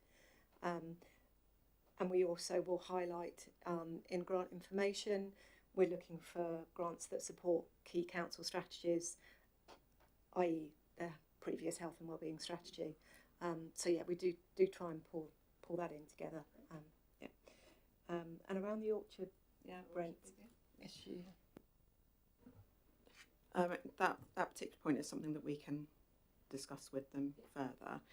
In terms of BVA and kind of how they make sure that the funding that they received is put back into the sector. So we have very regular meetings with them to understand how the work is going for them. They have both monitoring meetings in terms of their funding, which is on a quarterly basis where they provide monitoring information. So they will tell us who they are supporting, what types of support they are providing, what types of challenges they're coming up against. They also provide detail of funding that they've been able to support organisations with pulling back into the community and voluntary sector, which will very often, sort of over the course of that year, be significantly more than the funding that we provide to them. They've also been doing a lot of work around the orchard in terms of trying to diversify the various different groups that are part of it to create more of a community and to actually start to bring members of the public in as well to make it much more of a community facility. And so what they're trying to do is kind of, obviously their core function is ultimately to be an infrastructure body for the sector and to provide that support, but that recognition that they are a really key member organisation within the community, and they've got a wider role that they can deliver through that building as well as through supporting those different organisations. So and in addition to the monitoring that we do with them, we also have regular and monthly meeting with them as well, just to see how things are going, what support we can give, and also to give feedback that we are getting, and then just talk through those particular cases that we come up against. So I'd be happy to have a conversation separately. That'd be useful.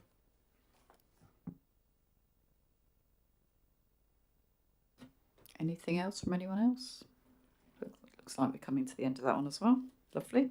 We'll run past 8:30.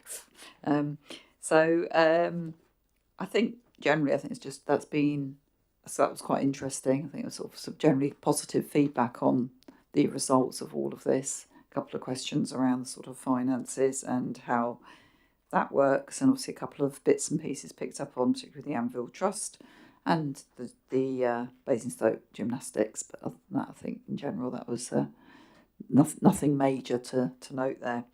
So now we move on to review of the work programme. Thank you very much, ladies. And I'll just go straight into it. So we've got two specifically on here at the moment, which is February and March. And in February, we've got the approach to weed control in the borough, which is looking at the number of weed sprays we do and all that sort of stuff. And also addressing graffiti on the utility cabinets, which was Stacey's one. And then in March, we're going to look and have a review of how the waste strategy's gone on the waste project, and also the anti-poverty strategy. And then got a few more things sort of bubbling under for next year to make sure there's things in for after the elections, assuming they do go ahead, which I think they will. But other than that, that's kind of where we're at. Has anybody got anything they want to raise on the work programme this evening? If not, don't forget at the bottom of this report, there's all the areas we cover. So if there's anything that you think of in that time or afterwards, I'm sure if you're struggling to fill in a work programme item, Eddie would be more than happy to assist. Jo? Could I ask that when they actually produce the new strategy and the new action plans, that they do come back to the committee for us to see what the results of our conversations have been? Very sensible and right, Jo.